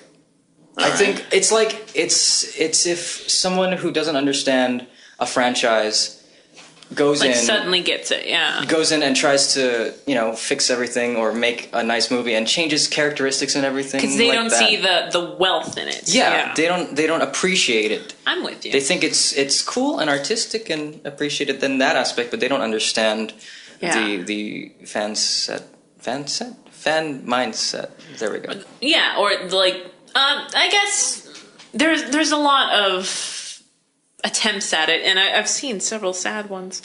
And of course, Dragon Ball being the best example, because I saw that like Mike McFarlane sitting next to me, and he's like, "That's supposed to be okay." That blah, blah, blah. And that's because we're too close to it. But if you watch, like the animes that we're into or the manga that you read or whatever, it's the same reason that some comic book movies do great and some do horribly. I understand that the filmmakers, whether it be the writers, the actors, blah, blah, blah, they all have their own way of doing things. But you have to understand, especially in a medium, it is a medium that is anime, you have to understand every facet of it and be able to respect it rather than go, why did they do that? Just accept it. Yeah. Well, and I would, and this is a very thorny issue for me because I'm of several minds on it, but I agree that for the most part Hollywood gets it wrong. But having said that, I mean, my biggest problem is that Hollywood even tries. Not because I think that once it's done or whatever like that. I mean, often I do ask the question, why are you making this into a film? It's already well represented in a visual medium. Yes. Why are you making it? That's very true. I agree with that. And for me, I feel that it's the effort to make it seems to stem from equal parts good intention and bad intention, and that the good intention being like, often it's probably brought to the big screen by someone who's a big fan of the original and thought, this is great, I want to bring it to a wider audience who otherwise are not going to watch it because it's anime. Right. And that I applaud. That I applaud, yes. Even though I don't like what it says about pop culture here in the States as a whole. But then, those that do that... But those that do that, but the problem that they constantly don't ever seem intent on resolving, if they even recognize it as a problem, is that when you're talking about a television show or a series, especially anime, because anime, unlike many, many television series until recently with the advent of DVD and getting to watch, whole series like whatever, but we have gone... Japan traditionally has been a fan, or has been very comfortable in large, complex, non-episodic story arcs, where they've produced thousands of shows since the 50s and probably well before that are both animated, but also that tell a story so large you cannot just dip in anywhere and expect to know what's going on. Yeah, that's true. They do not. The episodes do not stand alone. They are an integral part of a whole, often at least 20 some odd episodes. Yeah. Sometimes smaller, but the average is around 24 to 26 episodes. And so you're talking about, broadcast, this is months of someone's life, of an audience member watching this and getting to know characters. And within such a large format, you have, as an artist, the chance to alter the characters over time, the way people do. You have a chance to build this relationship between the audience and the material in a way that you don't in shorter medium, where you have to rely on cliche and a lot of givens to make sure the audience do it. And so the biggest problem I have is like, why are you taking such a large, sprawling thing like this anime, this particular show, and trying to condense it, distill it into an hour and a half, 2 hours? Yeah. I mean, because then all you're ever going to get is what I feel we're getting is essentially an advertisement for the series. Mm-hmm. And I kind of feel like, well, and that's all fine and good, but it is kind of heartbreaking to see them dump more money into that than the original creators get to make the original. Now, having said that, I'm not against the idea of people taking something that's been done before and making it into, a movie or something else. I mean, I have no problems with books being turned into films, and I do not expect the films to be like the books, because they're completely different mediums. Yeah. There needs to be a lot of creative latitude in order, for them to, because again, I'm like, why are you making this? Unless you're putting a spin on this that makes it interesting, or that, otherwise you're just making it because someone won't read the book. Yes. Yeah. Or you're making it because someone who wants to read the book doesn't want to do anything else but relive that fucking book forever. And I'm like, and that's that's a bad thing. You should want to engage in new experiences. Yeah. Okay. So if someone's going to make something out of something that's already been done, I insist that they take some liberties, that they do something creative with it to justify the fact that they're even doing it. Mm-hmm. Because otherwise, I just feel like I'm being that's sold, not just anime, old though. wine, new bottles, anything, and it pisses me off. Mm-hmm. So, but there's a line there. If you want to make something new, you can't take liberties with it that are so out there that you're like, well, why you even bother calling this? Dragon Ball. Clearly, you're just riding on the coattails of an audience that expects anything with that name on it to be like this. Yeah. And so so it's a very complicated question. I think for the most part, Hollywood gets it wrong because they're trying to. They get it wrong because they miss sometimes the simplicity and the subtext, and they lose the subtext and kind of force the point. Oh, that's not just anime related. Mm-hmm. Force the point to make sure that everyone in the audience has gotten it, to where a lot of the great animes that I watch are all about subtlety. And if you don't get it, watch it again. Mm-hmm. Well, and Hollywood is classically reductive because it is a business. So it wants to make money. Not to say that anime means, is, but yeah. I think they give their fan base a little more credit than the Hollywood people that do an anime. Well, the anime fan base is much more comfortable with complex storytelling because, as I said, it's been a staple of Japanese entertainment for at least 60 years. Mm-hmm. And so, not to say that we don't have the same thing. We don't, but when we do, it's not as popular, and it's only that kind of storytelling, that kind of meta plot storytelling style has only been gaining ground here in the past, I'd say 10, 15 years. Mm-hmm. And unfortunately, so far, I haven't seen a television show that really makes as good use of that style here in the States as I have in anime. Like, I could give examples, but I know it's very rare. I'm like, we're on the right track, but we haven't hit it just yet, Mm-hmm. I agree. It's very interesting. I think we're all on the same page, but yeah. And I'm sure those listening. Yeah. I mean, if you can think of like something that perhaps we haven't heard of, great. But as far as I can tell right now, so alone. No, but I mean, there. Thank God for BBC America and anime. That's all I'm going to say. There would be a way.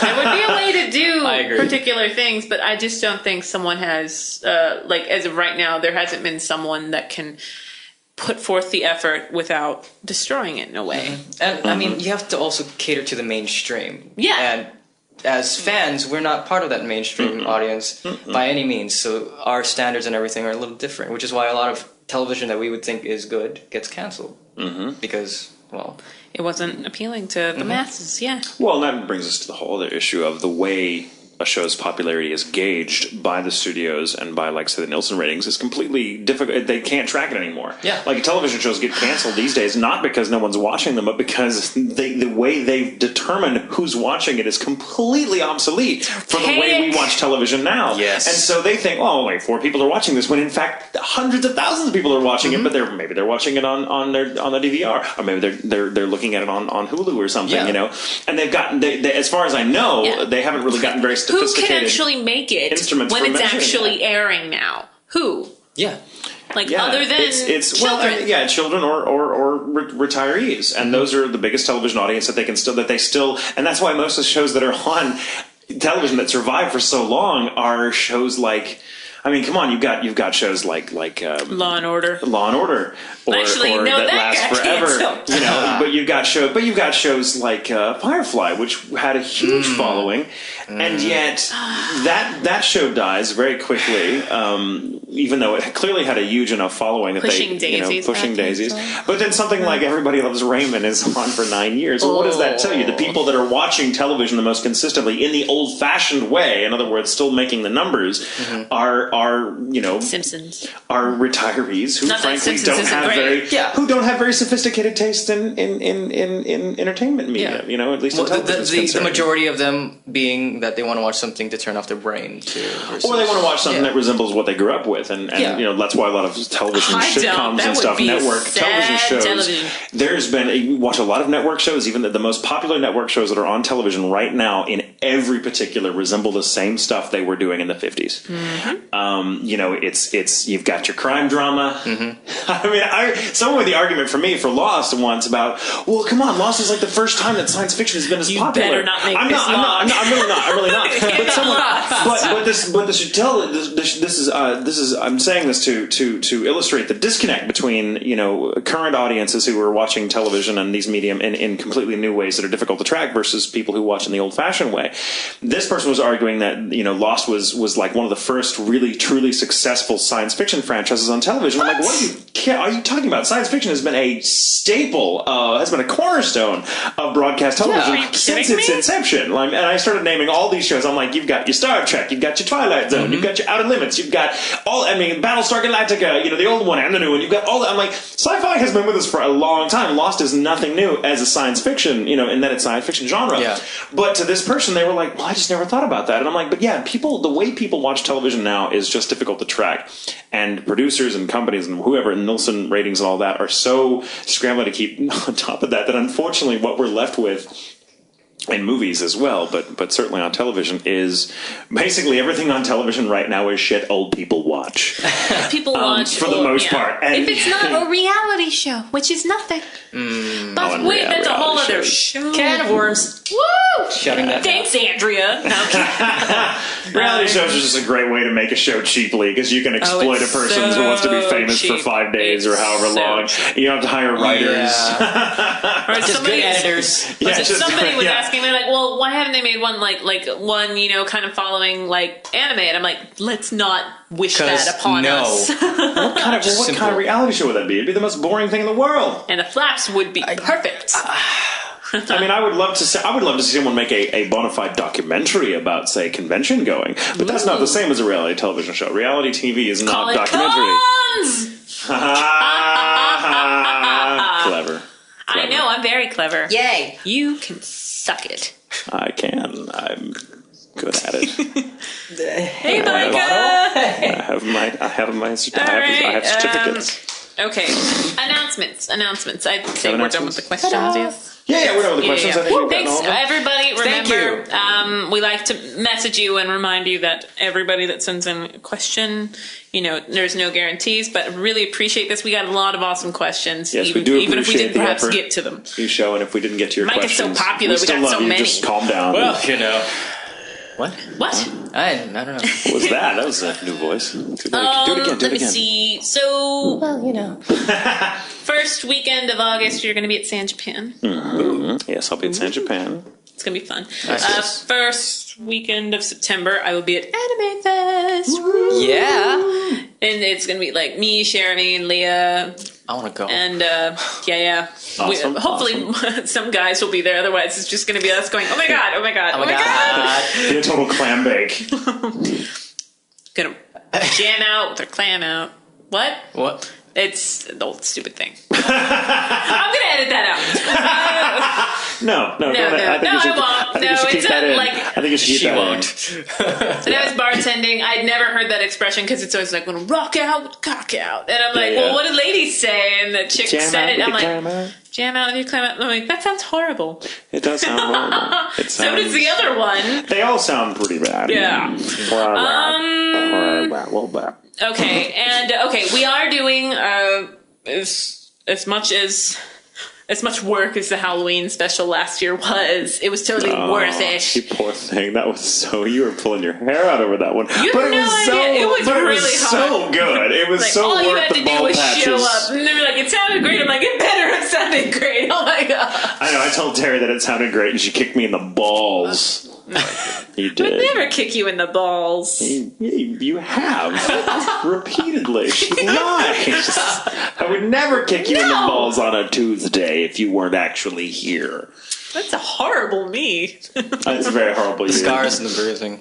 I prefer psychological damage. Much more permanent. Well, there's plenty of that. Yeah. Well, yeah. I've got plenty of psychological scars from this relationship. Yeah. You got that from day one. Like, the second it was like, hi, I'm Terri. Hi. Oh, God. I think you maybe introduced yourself as Michael, and I'm just like, no, it's Tatum. up. Shaking hand. I remember that awkward handshake. Yeah, so we are doing a Halloween special this year. Doing a Halloween special this year, Help me, anyone can Micah. send in any scary your own. story. It doesn't matter if it's ghost related, if it's true. If you want to do, like Stephanie and David did the axe murder Yes. story. But with this Todd did that caveat, great with one. this caveat, please, the story should be good. So we're not going to use it if it sucks. So there was So there this you go. ghost, and it came out of the TV, Yeah. and then it ate him. Yeah, that's not scary. Oh. That's not scary. That's Okay, a Wednesday. then there was a ghost. Was it a flat screen? Yes. Was it So if you're the wrong? sort of person, I'm just going to say this out there right now because I will be the dick. If you're the sort of person that's terrified of Like ladybugs, he's going to go through this. if you're a person out there that's terrified of ladybugs, a story about ladybugs is not going to be found scary by most people who aren't. Sorry, Micah. Pussies. So that one won't get used. No, of course not. What He's you only- did. He raised his hand when I said people scared of ladybugs. Why are you the- lying? No. Oh, now he's backpedaling. Oh my There's no God, proof. You You can't hear a hand bastard. being raised. Yeah. I mean, Whoosh. They can't see anything. No. But yeah, so please do try to make the story scary. yes, yes. Other announcements. Really, the Halloween one was the big one because I know there was some dispute about that. I did have another one, but that fell through. Let me see. Probably going to end things on a bit of a somber note. Yes. Yes. We, as a community of voice actors, we lost one of our own last week, and we just want to say, sucks, and we'll miss Cassandra Hodges very much. Very much so, and we encourage everyone out there to keep her and her family and her close friends in your thoughts and prayers. It's not an easy thing for any of them to go through, and may she rest in peace. Mm-hmm. And thank you to everyone who donated to help the family out. It was just amazing. You guys are amazing. Absolutely. Yes. Thank Absolutely. you. Mm-hmm. And with that, sorry to end it on such a note, but it's appropriate. Yeah.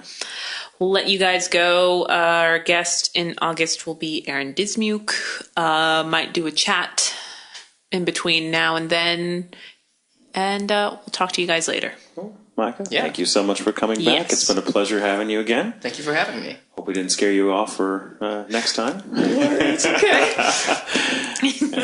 Yeah, awesome. You're always a delight. And Thank you. Yes. I had a lot of fun. All right, guys. Well, we'll talk at you later. Later. Bye-bye.